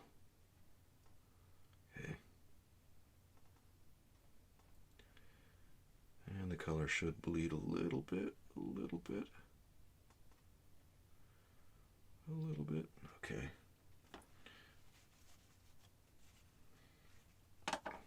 We'll take some of this and draw away at it right here.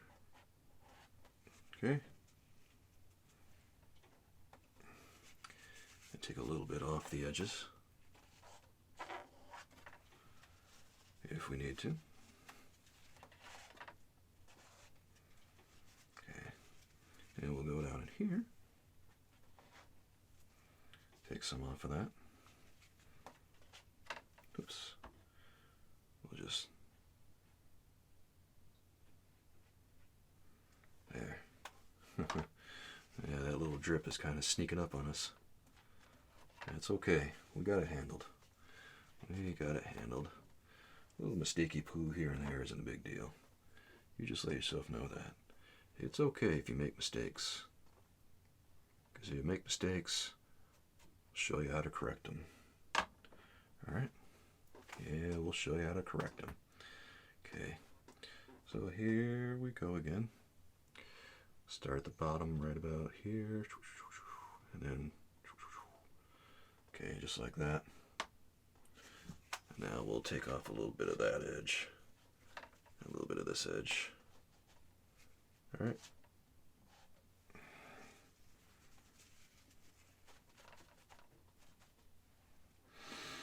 All right. Okay. Now let's go ahead and do the rest of these. Maybe we'll start right here on this one. All right.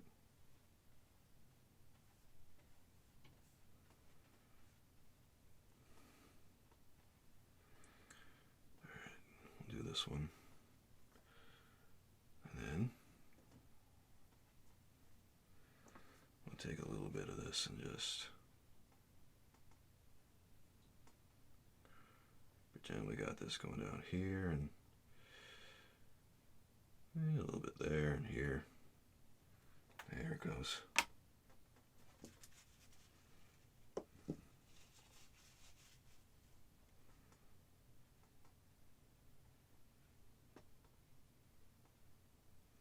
Okay.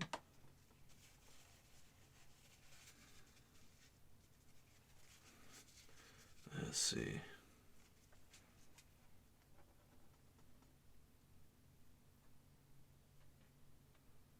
Lift just a little bit of that color right there. And okay.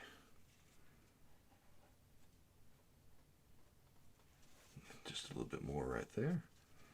And a little bit more right over here. A little bit more. Come on.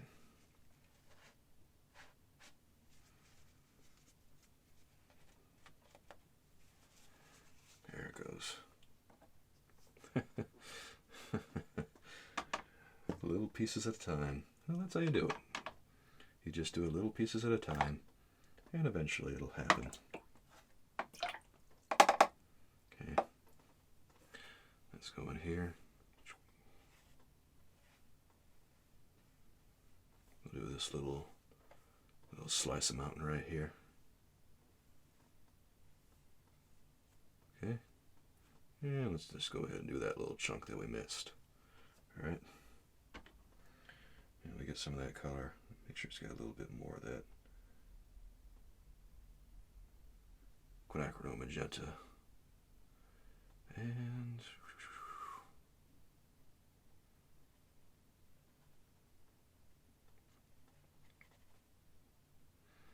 okay, and this one right here is going to have that going that way. And maybe a little bit of this going this way. And maybe it's going this way too. Yeah, why not? Okay. And then this is gonna cover it this way. Okay. Alright. Get some tissue. And let's see what we can do with this. Go ahead and correct that.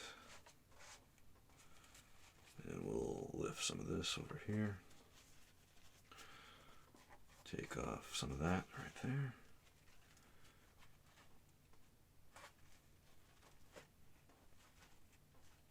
Okay, that's not bad. And we'll take some of that off. Maybe we'll shape that a little bit. All right, that's good.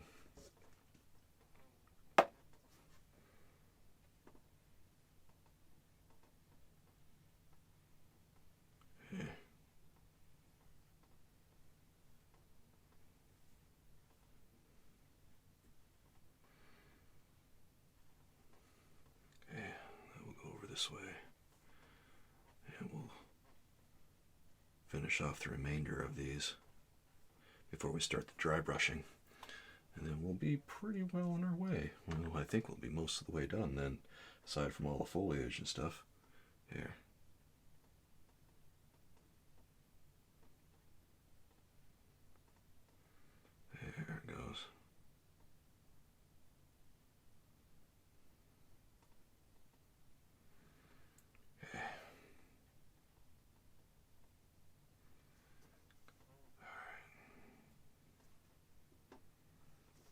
That's getting pretty good right there. Okay. Let's see. Well, now's the time where we draw with the tissue. Take a little bit off that, and a little bit off this. Okay. And take a little bit off that edge. Now that we'll take a little bit off this edge here too. And yeah, it's pretty well stained. We'll forget about that. And then the rest of it, I don't know. Maybe it doesn't need to be quite so intense over here. We'll just scrunch up the tissue and wipe off some random points there. That's cool.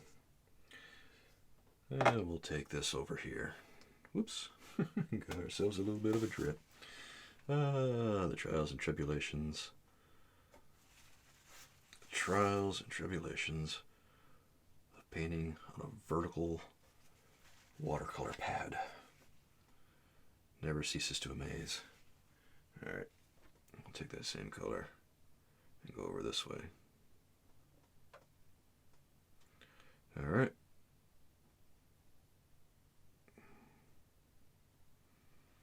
And we'll just do that. And finally, scrunch this up. And we'll just kind of pull it away from. All right.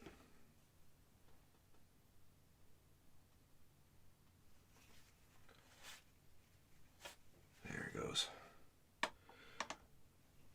You scrunch it up and you get kind of an uneven surface when you pull at this. So what happens is multiple points are kind of getting pulled away, but then it's leaving some stuff behind too. And that helps me create this surface really quickly. It's a shortcut for sure, but you know, sometimes you want a shortcut. Sometimes you don't want the hardest possible avenue. And you know what I could do is I could scrub even harder along these edges to get a little bit more of the highlight in there. And that's what I'm going to do down here. Okay. That's what I'm going to do right there.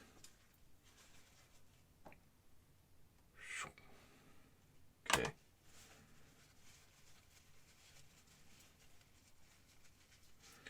And we'll do a little bit more scrunching right here, and you'll just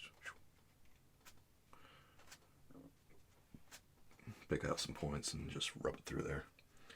No big deal. If we want, we can run along here.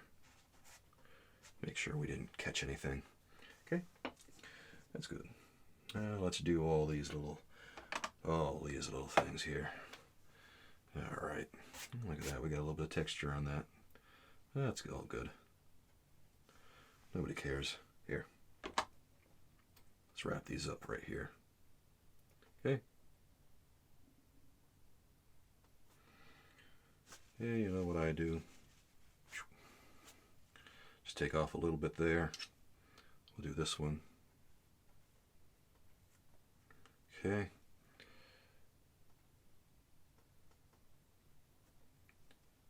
And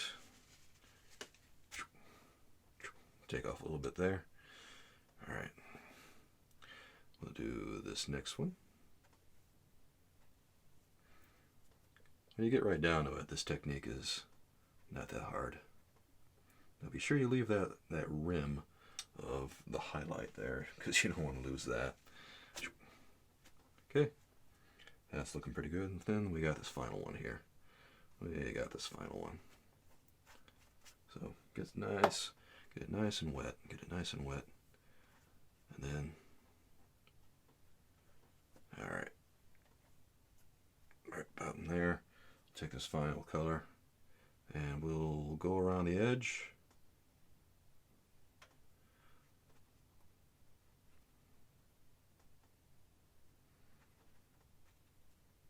Okay.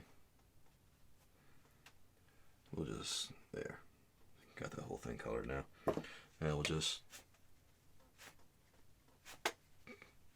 swipe at it.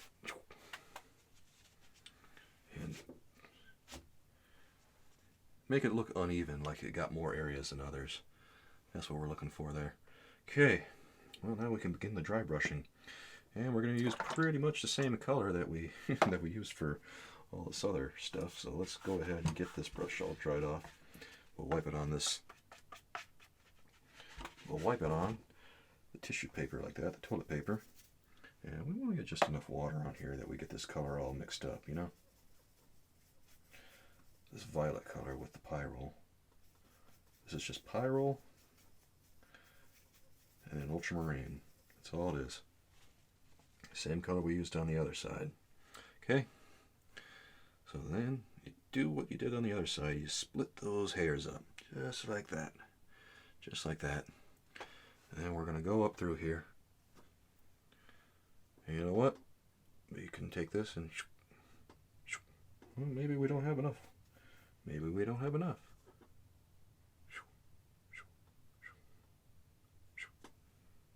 Okay?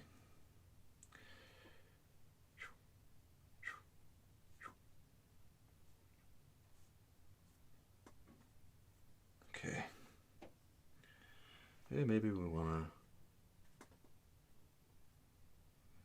break up a few things in here too. Who knows? Who knows? Whatever the case. Be sure you keep the brush at a slight angle here, because that's going to make it a little easier to get that textured look. Alright? That's how we do it. If you need to get more paint, just remember it's just pyrrole and ultramarine. That's all it is. That's all it is. You don't have to worry none here. It might be easier if I show it to you this way. And it might be easier to capture the effect from this angle though, with my hand tilted this way. Alright? Just like that. See, that's pretty cool, right? Yeah, that's totally cool. That's awesome. Here. If you need to make those sounds while you paint, I mean, go right ahead. I do it all the time, and I mean, look at me. Look how successful I am. You know, people expect artists to be a little weird. They don't have to like it, but they expect it. So anytime an artist is a little doing things a little off the beaten path, I mean, people just shrug their shoulders and say, well, it's to be expected. Okay? And look how nicely we're able to capture that effect already. Alright? Go right to that rim of light. And just pull it down. Alright. Again, keep it really dry. Keep it really dry. It's going to make it a lot easier to capture this kind of thing. Well, you're still going to have a little bit of a challenge because this is a hard painting. Nothing easy about this kind of technique, but it sure is fun. It sure is. Sure is. Alright. Right up there, we'll capture that and we'll just... You know, sometimes I think to myself, maybe I should have a little bit more water on this. At least let's get a little bit more paint on here. Okay? Okay. Alright. I think I've got enough going on here. Maybe need to get a little bit more paint, and it's not exactly the same color, you know, whatever. Whatever. Just keep separating the bristles and keep doing your thing. Eventually, you'll get there. Maybe that needs a little bit more blue in it. Okay? Probably needs a little bit more blue. There it goes.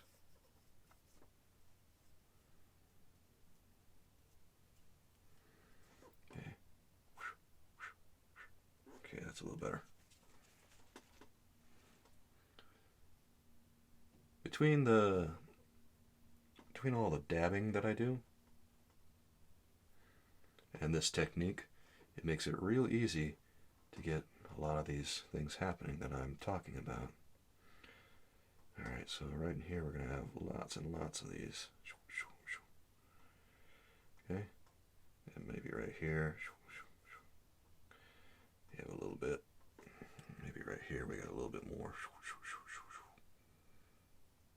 Like I say, whatever you need to do to make this happen. Go down there. Alright, let's go up here now. And we're kind of just going to drag this right all the way down. Just like that. And split the bristles up again. Whoop. Oh, that didn't get quite enough color, did it? Well, that's disappointing. Okay. Man, I'm not getting enough color on here. My tools are working against me. And I know what you say. It's a poor artist who blames his tools, and you know what I say to that? Shut up.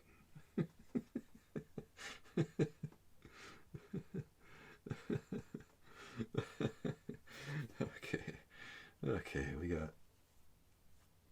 Things are finally happening, okay.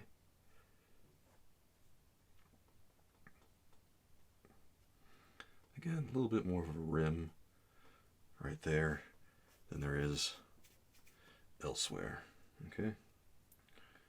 And maybe right about... Okay. And then, same deal over here. Okay. That's good. That's good. That's good. Let's do one more right here. Okay. And we'll just continue on our merry way right here. Maybe there's... Okay. Maybe there's little bits of light here and there. I don't know. I don't know. Maybe up here. Ooh, I don't know. Okay. Maybe there's that going on. Maybe there's some of this.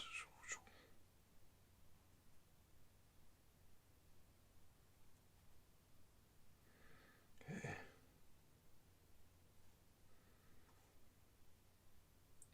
Yeah, look at us go. We got this. We got this. Getting pretty close to wrapping some of these things up. Okay. We'll just do a few more up here. Do a few more up here, and then we can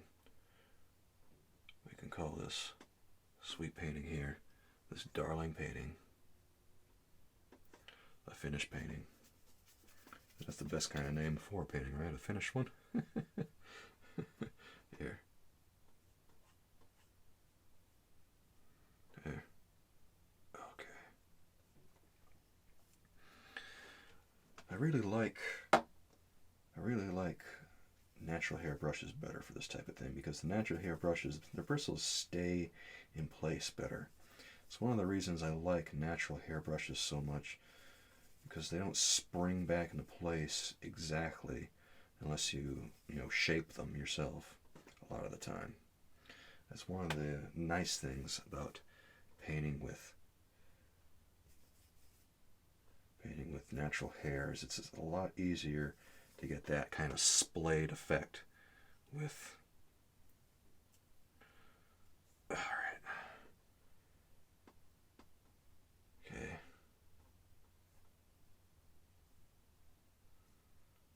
Alright.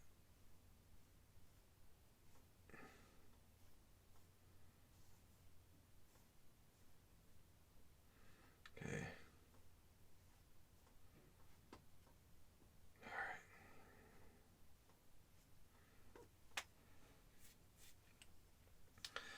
Works for me.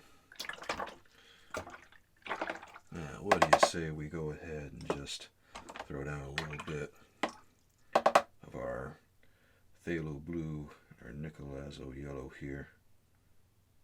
Get those together with a little bit of the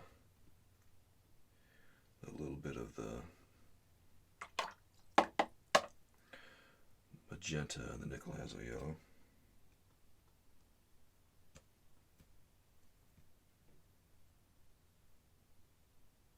Okay. Looking for a relatively dull green here, not too dull. Make it a little bit yellowish, but more for the orangey type of yellow.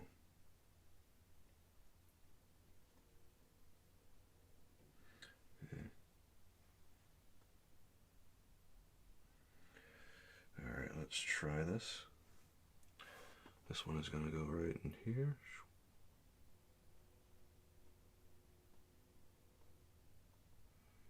Okay.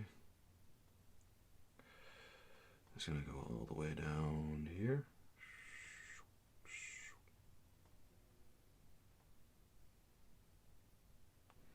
Okay.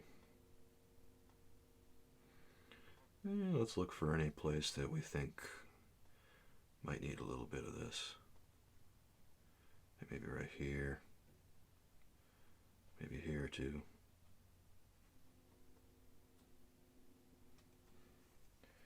And maybe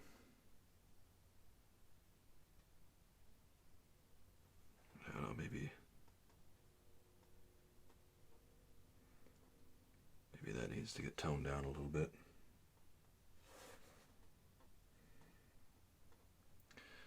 Maybe we have to go up here.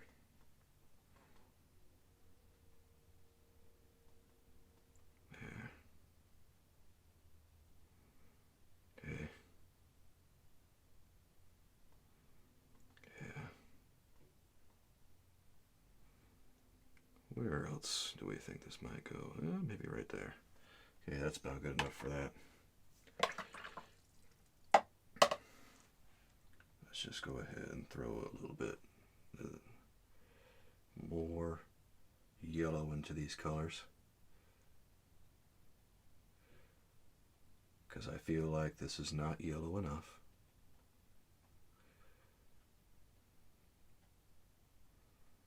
Okay, there it goes. All right. And we'll toss a little bit of the quinacridone magenta in there. Just take a little bit of the magenta and the nickel azo yellow and throw that into right at the bottom.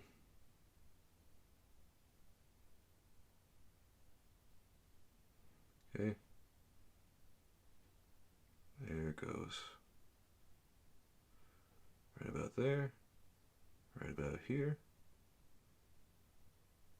There, everywhere. Yeah.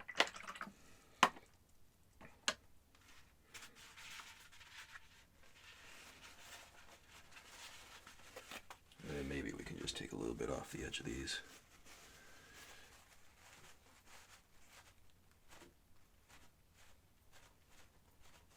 All right.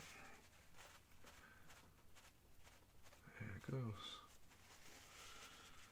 Okay.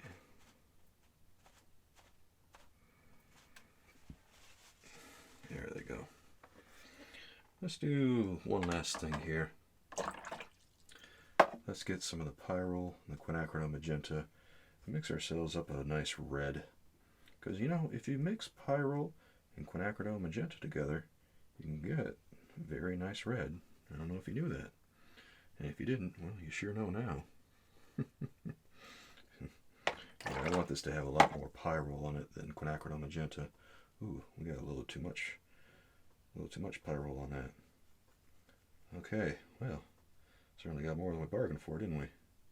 I'd say so. Yikes.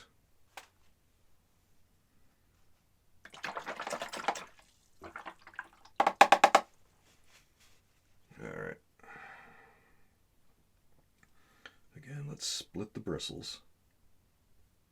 Get paint on both sides. Split the bristles. Split them. Split them. Now here's what we're going to do. We're going to go...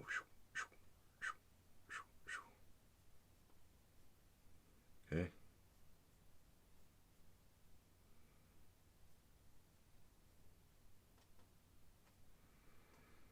And then... Come on. Split the bristles.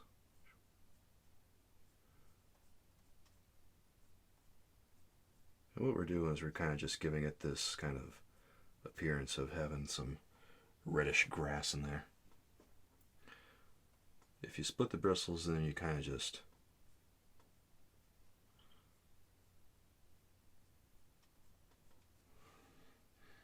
pull it up like that. It makes it look like there's little pieces of grass kind of just shooting up. Right? There it goes. Come on. These synthetic hairs, they'll fight you every inch of the way. Okay. There it goes. Yeah, it's starting to turn back into its normal self.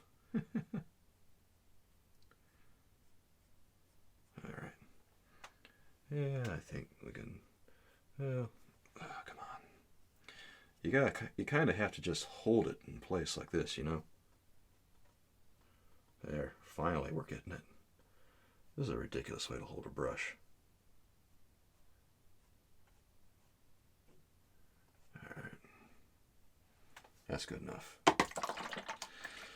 Let's go ahead and sign this. Let's get our strong red color. Actually, let me get my liner brush for this. I need a strong red color for this. Here, let's get that. And we'll initiate it right here, where no one's really going to notice it. And with that, we have ourselves a finished painting. Well, my friend, I really hope that you enjoyed this, and I had a lot of fun painting it. I really recommend giving this a try because it's really going to test your dry brushing skills, especially when you start doing all this Badlands stuff right here. It's also going to have a lot of wet and wet work, which is actually about just as difficult. So I'll leave you with that. I'll be back soon. And as always, until next time, with love from me to you, I'll see you soon. Bye-bye.